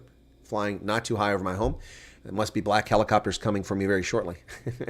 No, so the United States has multiple systems of taxation. So the 16th Amendment allowed the federal government to tax income. Prior to that, the only way they could raise money was for import duties, excise taxes, things like that. So they didn't have a lot of revenue, and the government found it hard to raise money. Well, by implementing income tax and then progressively modernizing it to just take the money away from you before you ever can get it, is how they grew so much. The federal government could not be as large as it is if it couldn't confiscate our wealth through income tax, which was illegal. It was not legal in the United States at the beginning. States have income tax as well, but not all have them. Alaska doesn't have an income tax. Wyoming doesn't have an income tax. They make so much money off of revenue from mineral and natural resources that there's no need to tax citizens for their money. They get royalties off of petroleum and coal and things like that in Alaska and Wyoming. They're not the only states. Tennessee doesn't tax income. Some states don't tax the income of military when they're not stationed in the states. For most of my career, Ohio took money out of my wallet every month. I didn't live in Ohio, but I was an Ohio resident, so legally they could steal and confiscate my wealth. Now, it wasn't a lot, but at one point in the 1980s, they doubled the rate of taxation, or the 1990s, and it sucked. So my taxes doubled in 1 year. It was so unfair and unjust. I'm living in Africa, and I'm paying taxes to Ohio, and I'd never lived in Ohio since 1989, and I'll never live in Ohio again. However, the legislature, because of the Gulf War, finally felt guilty enough. They said, you know what? Okay, we're not going to tax the income of service members who are dying overseas and not even Ohio. So as long as you're not stationed in Ohio, and there are military bases in Ohio, you won't be taxed. So from that point on, from about 2008, I think it was, until 2019, so 11 years of my 37-year career, I didn't have to pay income taxes. I paid them every month and then had to claim them back at the end of the year because I couldn't turn it off. The Army didn't have a system for me to stop them from taking. They had a way to take the taxes, but they had no way for me to stop it. So every year I got a check back from Ohio for like 10 years. But after 30 years of taking, almost 30 years taking money out of my pocket. So yeah, it's such a sucky thing. Anyway, does that answer your question, Patrick? Now, the rates are different. Here in Pennsylvania, they have a 3% personal income tax. That is outrageous. Outrageous. The federal government, depending on your income level. Now, it's a flat tax, so that's fair. I mean, and you can exempt almost none of your income, so it's fair. Everyone pays the same rate, but 3% is high. If you make $100,000, you have to pay $3,000 to Pennsylvania. And their system is all screwed up. The first year I filed taxes, I owed nothing because I only I've only been a resident in October, November, December.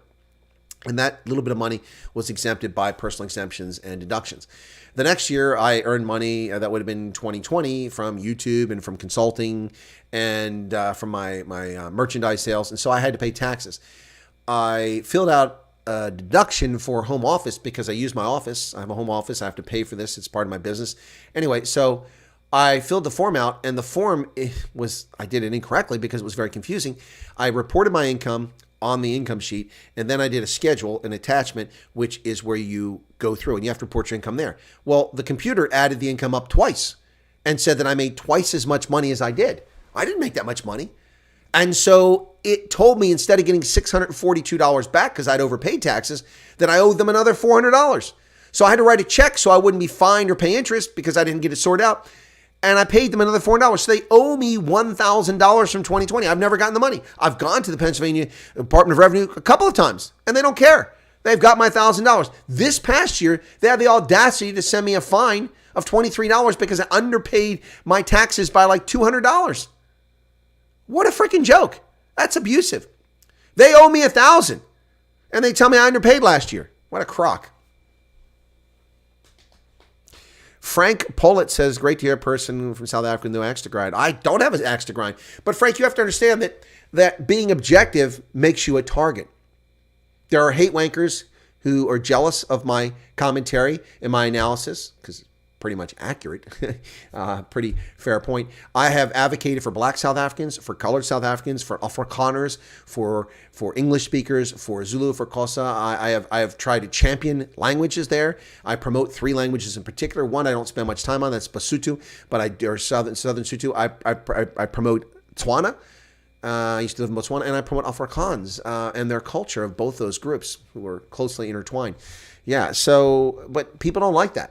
They don't like that. I try to promote a dying Khoi language, which is about to disappear. Katarina Esau is the last first language speaker of it. She's almost 90 now. Yeah, but people just, it's the hate that I've gotten over the years is astounding. But most rational people love the content. They enjoy my enthusiasm for Africa in general and South Africa in particular. But yeah, it doesn't come without a cost there, Frank. I've been slandered and libeled repeatedly by people, but there's people who are reasonable look at that and there's nothing to it.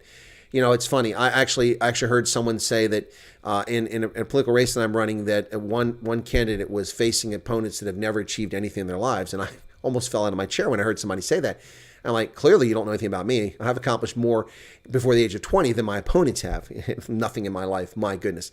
I just had my new cards done up for the campaign. These are palm cards. The original one is here. Where's it at? Do I have the original one here? Yeah, here's the original one. So this is the original palm card that I had made up for the election. And that one there, you see me without the beard. That's just 4 years ago. And then on the back side. So this is the original card that I had done. Okay. So I just had a new one, which highlights some of those positions and the things I stand for on the front there.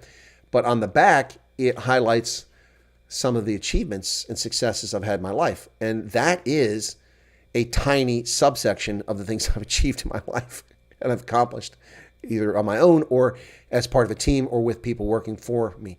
Yeah. But to hear somebody say that the opponents have never achieved anything in their life is comical. Here, let me just read a few of these things. You guys ready for this? You ready for this? Gus loves the rants, but I haven't been doing many of those lately. So, 37-year U.S. Army combat veteran, chief of staff of a $3 billion acquisition program at the National Security Agency, led the $254 million rebuilding of the post-conflict armed forces of Liberia. And there's a whole host of achievements under that, taking them from 102 troops to the target of 2,137, yada, yada, yada. It went on and on and on. Author of 9 presidential daily briefs for the President of the United States. Authored 1,200 strategic intelligence products at the Defense Intelligence Agency. A 30-year intelligence analyst, judge of elections. Army counterintelligence agent, investigated espionage against USA, like that Cuban who spied, or that Bolivian who spied on us for Cuba. Developed HIV/AIDS programs across Africa. Taught undergraduates at Iowa State University. Taught postgrads in national security strategy and policy, macroeconomics, African studies at U.S. Army War College. A published author at Stellenbosch University and U.S. Army War College. A radio broadcaster, independent journalist, energy industry analyst, dairy farmer in rural Appalachia, a polyglot speaking 6 languages. Served in Germany 3 tours, Italy, Tunisia, Liberia, Botswana, Malawi, Niger, Mauritania, Uganda, Ethiopia. Gulf War, Bosnia, Kosovo campaign veteran, and rose through the ranks from private to sergeant to colonel. It's a smattering. Yet I have people who make all kinds of false claims against me, man. It's hilarious. It's comical. It's absolutely comical. There's some really stupid people out there. Declan says, be nice to elect a real, actual person in local government. Well, that's the equivalent of what I'm getting to. It's not local, but it's statewide government. So it's the equivalent of an MPL, a member of the provincial legislature in South Africa. So that's where I would be if I'm successful. Yep. The UIM deserves some votes, says Stephanie. Well, I think they're going to get some votes, depending how, I don't know how, they're not going to get enough, but they're going to get some. Kat says, Chris, as concerned citizens of South Africa, the UIM has our attention. What do you think? God bless John and Kathy from... listen, okay, I'll be very clear about this, okay? This is another situation that because I reported on this objectively, I took a lot of flack, particularly from some Sightlanders. Nothing against the Sightlanders. I have a great relationship with the Sightlander Civil Defense Organization and with the previous version of the Sightlanders. But I got a lot of flack because last year on my trip to South Africa in January and February, I covered Neil de Beer. Neil de Beer got me access as the only journalist to a meeting amongst some very big movers and shakers, including a couple people I think who are actually close to being billionaires in South Africa, at a meeting in Cape Town, not far from the burnt down Parliament building. And also Musi Maimane was there and some other folks were there. And I was part of this conversation. It was pretty cool. And afterwards, I did an interview with Neil de Beer. Some people took exception to that because they thought I was favoring or promoting Neil de Beer. I wasn't. I'm covering the elections. They were the first party to launch their 2024 campaign, and Neil gave me access. I've given them fair coverage, and he gave me access. So the next thing is when he did his party's launch at Tygerberg, I went there. I live streamed it. I covered it. And then when I went to an event with Sightlanders, a number of them were grumbling and were unhappy. And thankfully, my friend Wyatt du Toit told people to knock it off. Chris is a journalist. He's an independent journalist. He covers all kinds of topics, from macadamia nuts to the wine industry to political parties to the history of South Africa, language and culture. And because he interviews people or he meets with people does not mean anything other than he's trying to bring stories to them. I mean, I'm paraphrasing, but that's essentially what Wyatt said in English and Afrikaans. I'm very grateful for Wyatt saying it because it's true. Now, as far as Neil de Beer and UIM, Neil is a very controversial figure, although that seems to be not following around as much as it did when he started the UIM. Neil is detested by some Afrikaners who hate him because they felt he betrayed the government. And technically he did. He was in the police forces and spied for Mkhonto we Sizwe. So yeah, okay, fair argument. Then he was a member of the African National Congress for many, many years. And then he abandoned the ANC and betrayed them. So a lot of people don't like him from the ANC because they feel he betrayed. And some people say, how can you trust a guy who betrayed his country and then he betrayed the ANC? And that's a fair question. But if you look at it objectively, I don't agree with what he did when he was in the police, because I thought that was dangerous, but that's my personal view. But he did what he thought was morally right in an unjust system during apartheid. And then he did what he thought was morally right in an unjust system under the ANC, which also didn't treat people fairly, just like the National Party. So I'm not covering for Neil deBeer. I'm just giving you the perspective of why a lot of people love the guy. He's very dynamic. He's very entertaining. He's very engaging, and he listens to people. And so the UIM has gotten a lot of traction in the Western Cape. So we'll see where it goes from here. Again, that's not pro or anti-UIM. It's a statement of fact. I have treated the Democratic Alliance fairly too, even though they're not a party that I would agree with. Politically, I would not be in the Democratic Alliance in South Africa. I just couldn't be. It doesn't align with my views. However, I've said many positive things about the actions they take, and I've also pointed out their failures and their strategic stupidity on many issues. They've committed some own goals and done some dumb things. You can't simply be in opposition by saying the opposite of what's in government. You actually have to have solutions. And when your solutions are based on the United Nations Sustainable Goals, that leaves questions. So the UIM, people should take a look at them. They should take a look at any party that gets their interest. The Freedom Front Plus, the African Christian Democratic Party, the Inkatha Freedom Party, the United Democratic Movement.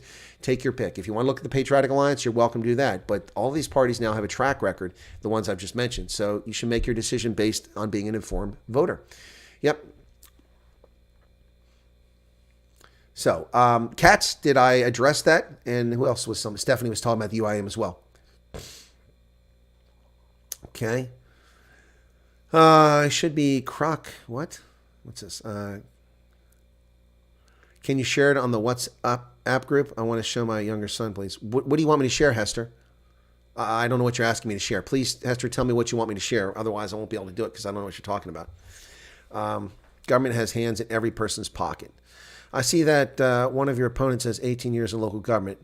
Does your military experience counter that? Well, let's put it this way, John Jarvis. I see that you're researching the race. My website will be up soon, by the way. I thought it might be done today, but it doesn't look like that's the case right now. So hopefully it'll be up soon, and then you'll have my website to go to. But yes, one of my opponents has served on a borough council. Now, a borough is a town of about 2,000 or 3,000 people, and that person has been on that council for 18 years. Now, one could argue that that gives that person an advantage, but being on the borough council is not the same as being a state legislator. It's not a legislator. It's not the same as being a senator or member of Congress. There are some similarities, procedure. You've got parliamentary procedure, but I've got tons of experience in parliamentary procedure in the Veterans of Foreign Wars, also in government. So I'm very familiar with that, also in diplomatic circles. So that experience counters that. But here's the other thing, and this is something I've served as judge of elections here in this local district, which is a part of the larger district that I'm competing in, for 4 consecutive elections. I have treated people fairly, justly. I've handled people's issues and respectfully. I've treated my workers, volunteers very respectfully. They've all had good experiences at the polling station. There's been one incident in the 4 elections, and that was from a gentleman who was disrespectful and rude because he was angry. I was taking care of 3 other people. As soon as I get to him, I came over and I said, "Can I help you?" And he was a smart ass and said, "I don't need help from you." I said, "Sir, I understand that you're not on the rolls. You'd like to vote. I'm the judge of elections. I can help you vote." "Well, I don't need to talk to you." And he got up and stormed out of the place. And I just stared at him. Well, he didn't storm out, excuse me. I said, "Okay, sir, well, then there's nothing I can do to help you." So I walked away. And as I walked away, I looked, he got up and stormed off. I was going to come back to him when he calmed down, but he stormed outside. So I grabbed a piece of paper, and then I followed him outside, and I caught him outside. And I said, "Sir, you don't have to leave. I'm trying to help you vote." And he got all snarky. And we have a magistrate who's there to make sure there's no issues. He's like a law enforcement official. And so he jumped in and said, hey, what's going on here? And he calmed the gentleman down. But that's the only incident in 2 years. I mean, everybody who actually goes to vote in a poll, everyone actually votes in this district, which is the same district that person who served in government is in the same area, has seen me vote. So I've had no bad incidents. Now, my opponents, one of them is on the school board. And guess what the issue was on the table this week at the school board? I went to the school board meeting. This is the largest school district, or the second largest school district in the area, and a major one. This school board, and this person is a member of that board. Now, it's no reflection on that person, but what was the issue? Transgenders using the bathrooms at this school. Woo! Talk about an explosive issue. I have met a number of people who said, "I'm not going to vote for that guy because I'm angry at the school board." And other people said, "I'll vote for that guy because I love the school board." So being on the school board has positive and also has disadvantages. Now, the person who is been on the borough council for 18 years, well, that person has served 18 years, has lots of experience, but that's 18 years to make enemies. 18 years to make enemies. And I'll tell you that I've met several people that dislike that candidate because of actions on the borough. Now, is that fair to the candidate? Maybe not. That candidate has served in government faithfully for 18 years and presumably did the best possible job. But not everything you do is going to please everybody. The point I'm making is I don't have a track record in local government that is a negative, whereas two of my opponents do. Another opponent is 22 years old, has no track record whatsoever, so that's not going to hurt him. He's a fresh face. And then the last one actually has some enemies too, which the person doesn't realize, and I'm finding out. So I'm sure I have a few enemies too, but whatever. Anyway, does that answer your question, John Jarvis? But thank you for checking the race. That's interesting. Well, I gave an opinion after the 2004 elections that this is dangerous for a party to have 70%. I guess I was called everything including racist.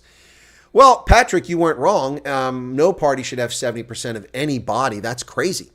60% is probably about as safe as it gets when it gets healthy. 60, 65, 70% is not healthy because governments that aren't opposed and aren't challenged aren't in check. They have no fear of being recalled or of losing power, and therefore they become lazy and greedy. And that's the history of governance.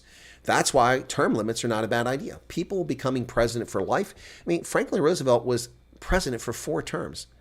4 terms. He didn't serve all 4 terms because he died in office, but 16 years straight of the same leftist, socialist, racist ghoul in government, that's just too much. It's too much.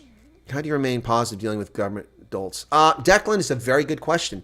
Listen, this is my outlook on things. Unfortunately, we all pass at some point.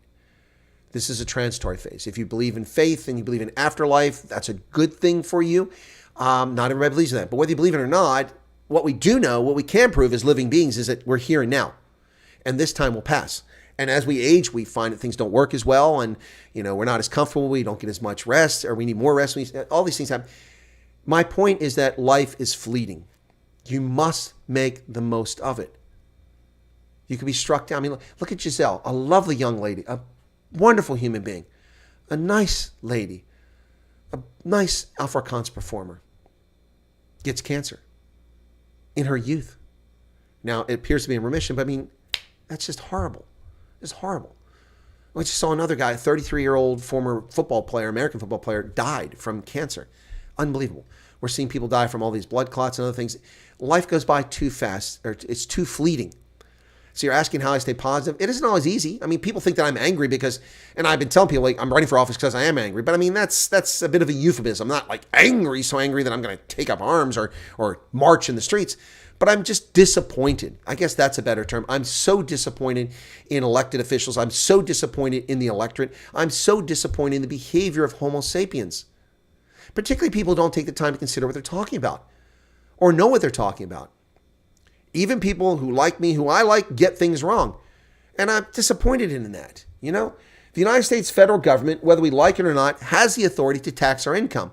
It's in the 16th Amendment from 1913. I don't like that, but I wasn't around in 1913. I couldn't oppose it. And there's no way in God's green acre, when the government now rakes $6 billion in tax revenue out of our pockets every year, well, it's $5 billion, that we're ever going to stop that. The government would collapse if it didn't have that money. So we can't change it. That's tilting at windmills. But I'm not going to lose sleep over it. Zoomvol, says RJ. Thank you, that. Agreed. Time flies, make lovely memories every day. I was looking for the press on your candidacy. You obviously have the highest level of education, business knowledge, and data. The more you know, the more dangerous you are. And that's true, Mike. I agree. And the problem for me is just getting in front of people. Here's the thing. So to understand my district, you have to understand that there are no cities. We have no 65,000 people, no cities. We have little towns, boroughs, but no cities, nothing over a couple thousand people. So it's not urban, but we're right on the cusp of the urban centers. York is just below us in a different district. That's a city. And then Harrisburg, the state capital, is just a few miles the other way. I mean, it takes me 15 minutes to get to Harrisburg. And I go like 26 miles one way, my district, to go east. I go like 2 miles west. I can go like 10 miles south, and I can go like 3 miles north. And that's the whole district. I mean, it's much bigger than that, but I mean, that's the bounds of it.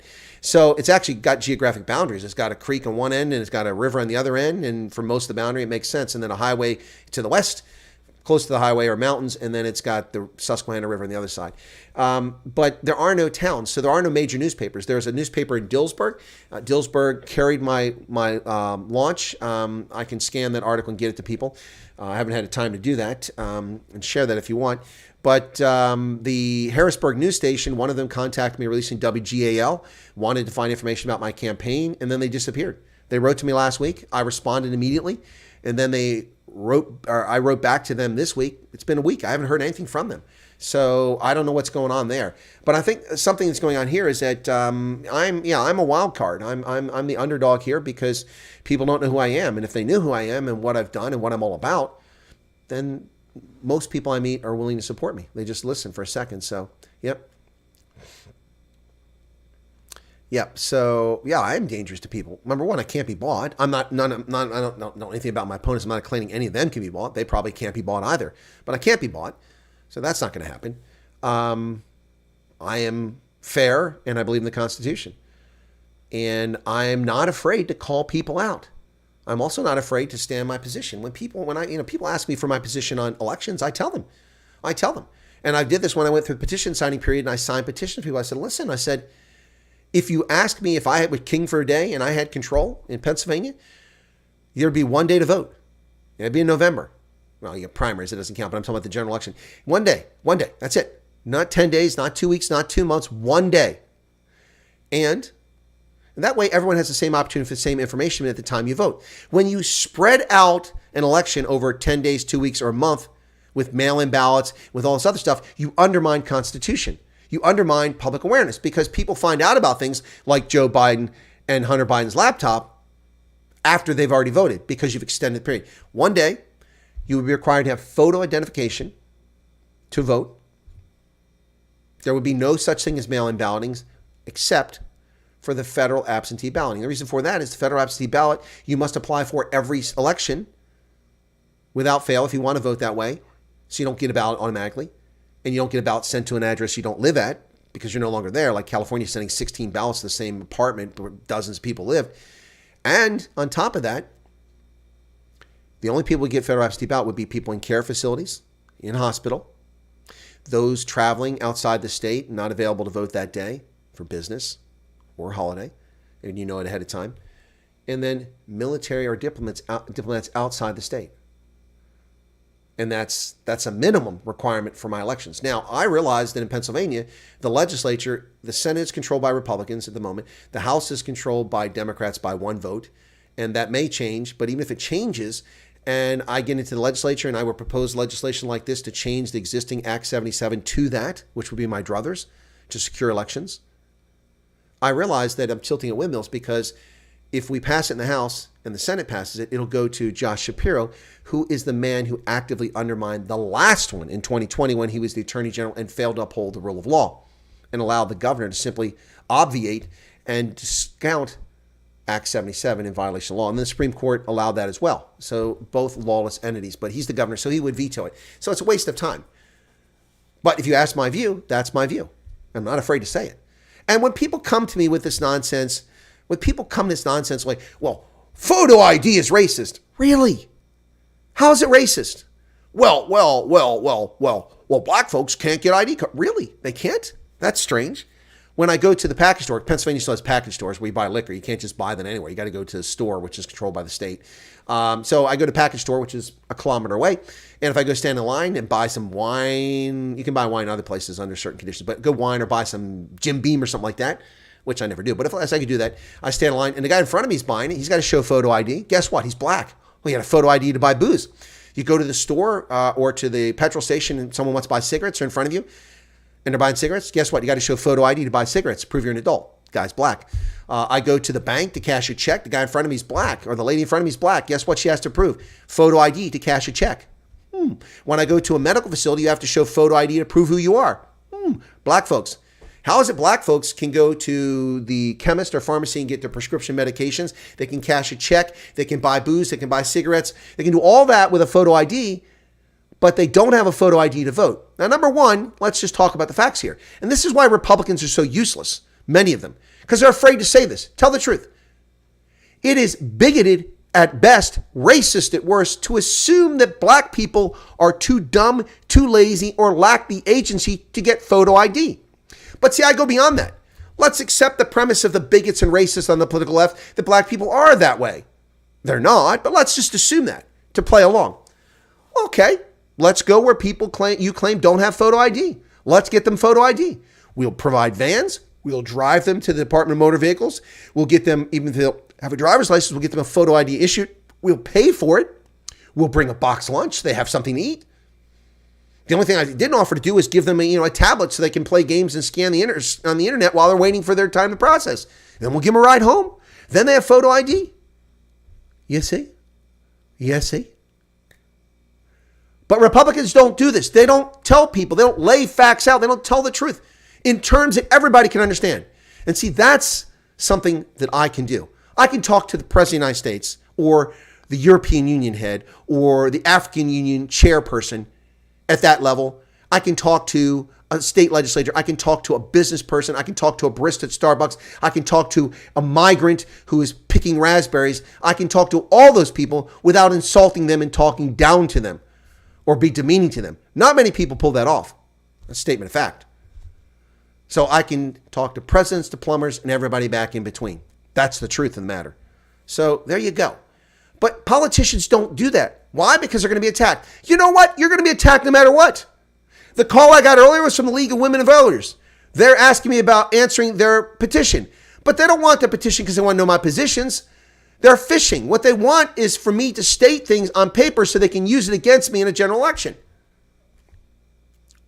I'm not going to make it easy on them. White sugar is racist. Yeah, exactly, Kurtz. How about a prepared video on the incumbent Eskom CEO, Dan Mar? Yeah, I don't have enough information in Maracane to really do that one, RJ. And not many people watch it. They're not going to watch that. There are so many people who agree on election regulation. Agreed. Michael, the majority of Americans agree. A single day. Photo ID. Majority of Americans in poll after poll after poll after poll after poll. But the elites don't want that. They want to mislead in the Democratic Party and also some of the Republican Party. Yep. Most U.S. politicians seem to be career, never had a real life experience ever. Well, there you go, Declan. That's another reason why somebody said I was dangerous a few minutes ago. I am dangerous because I haven't had a government job. I mean, yes, the military is in the government, but that job exposed me involved with multinational corporations, with contractors, with universities, with non-governmental organizations, with regional organizations like the European Union and NATO and the African Union and peacekeeping missions and health programs and diplomats and government officials and foreign militaries and languages and media all over the world and here in the United States. Yep. So that frightens a lot of people. And one thing I am, it's certainly true too, some people take that for being, excited, is enthusiastic. I am enthusiastic about people being involved in politics and getting engaged in things that they should care about because it governs their lives. It makes decisions. Where were the Americans when the federal government managed to get the 16th Amendment passed? They must have been asleep at the wheel. I don't know the history of the 16th Amendment, its origins, what clowns came up with it to empower the federal government to become the rapacious leviathan that steals and corrupts and beggars and impoverishes Americans with its ability to take money out of our pockets. I wasn't around in 1913, so I don't know the history. I am a historian, but it's not a history I've focused on. I know the history of the 13th Amendment, the 14th and 15th Amendment, but not the 16th and 17th. I like that. Presidents, plumbers, and pickers. It has a ring to it. Yeah, John Fun Eden. I think it says it right on my card. Does it say it here? Let me see. So, I'm trying to see if I have it here. No, it doesn't say it on here, but it was in the news release. Colonel Wyatt is a combat veteran with nearly 37 years of military service, came to the district from Ethiopia in 2015 after being assigned to the U.S. Army War College, where he taught national security as the Director of African Studies. Pennsylvanians are suffering from rapid inflation that's forcing many families in our district to make difficult choices. Property, gasoline, and inheritance taxes remain high with no break from the legislature, not even a temporary tax holiday of any sort. He will fight for relief for our residents. Having lived in many states across the U.S. as a child, Chris attended successful and unsuccessful public schools and is an advocate for school choice. Rapidly rising electricity costs are also harming our residents owing to political decisions within Pennsylvania's government. In the legislature, Chris will seek to unleash Pennsylvania's rich energy resources to the citizens' benefit. So it wasn't in there, but it's in the press release. Yep. Presidents to plumbers and everybody in between. Yep. Oh, so you got a neighbor zolling. When people zol, they roll that zol. And they share that zol. Anyway, 91 likes, and we got some super chat plus 5 new members. Thank you guys for that. I need to wrap up. I have a physical therapy appointment for that hip this afternoon. Plus, I have to pick up some magnets for the people's bumpers. And I got to go, yeah, drill, baby, drill. That's exactly right. Pennsylvania with natural gas from fracking, with coal-based resources, anthracite and bituminous, and also petroleum here in the state of Pennsylvania. We have an abundance of natural resources. We also have bioresources like timber. It's amazing what we have. And yeah, it is disgusting. I don't like cigarettes, but I don't attack smokers as long as they don't invade my space. Yeah, so anyway, folks, I'm going to wrap it up here. I've got things to do. I've also got an event to go to. We have it all unleashed. Yeah, we should. We should unleash it all. Yep, exactly. But Reggie, the Regional Greenhouse Gas Initiative, is hampering and crippling our energy market. The shutting down of 3 Mile Island had an impact on availability of electricity. It's now mothballed, 3 Mile Island, and we are not building nuclear power plants here in Pennsylvania, unfortunately. Yep. So I've got to take off now. Tomorrow I'll be back unless a breaking story happens tonight. I do have an event to go to tonight as a pseudo-politician, a political event. It's not really a political event, but I'm going to go there. Tomorrow, tune in for the 2 games. It's the Sharks at Ellis Park, if I'm not mistaken, taking on the Lions. And the big game is, of course, is the Stormers traveling to the Highveld from the Mother City to take on the Bulls. And that will be epic. 51,700 tickets sold, a sold-out Loftus Versfeld. This is electric. I wish I was there tomorrow. It's going to suck being here. Really wish I was there. This time last year is when I came back from South Africa. But if I making the trip this year, I would have stayed for another week so I could be there for this game. So I'm looking forward to it. Catch me on Rugby Ascendant. Thanks for being here. Be sure to hit the like button, folks. We're approaching 100 likes. I do appreciate your support. We'll catch you next time. Thank you for your patience, your tolerance, your patronage, and your super chats, and your memberships, and all your comments. Thank you all so much. Have a lovely, lovely day. Do appreciate it. And be safe out there. Have a good weekend. Should be a big weekend for rugby. Cheers, everybody. But before we go, this message from Bor-Cola. Oh, it's not there. It's not there. Drink Bor-Cola. That's a message. I got to find it. It's still not there. That's messed up. This closing. All right. Catch you later, everybody. Cheers.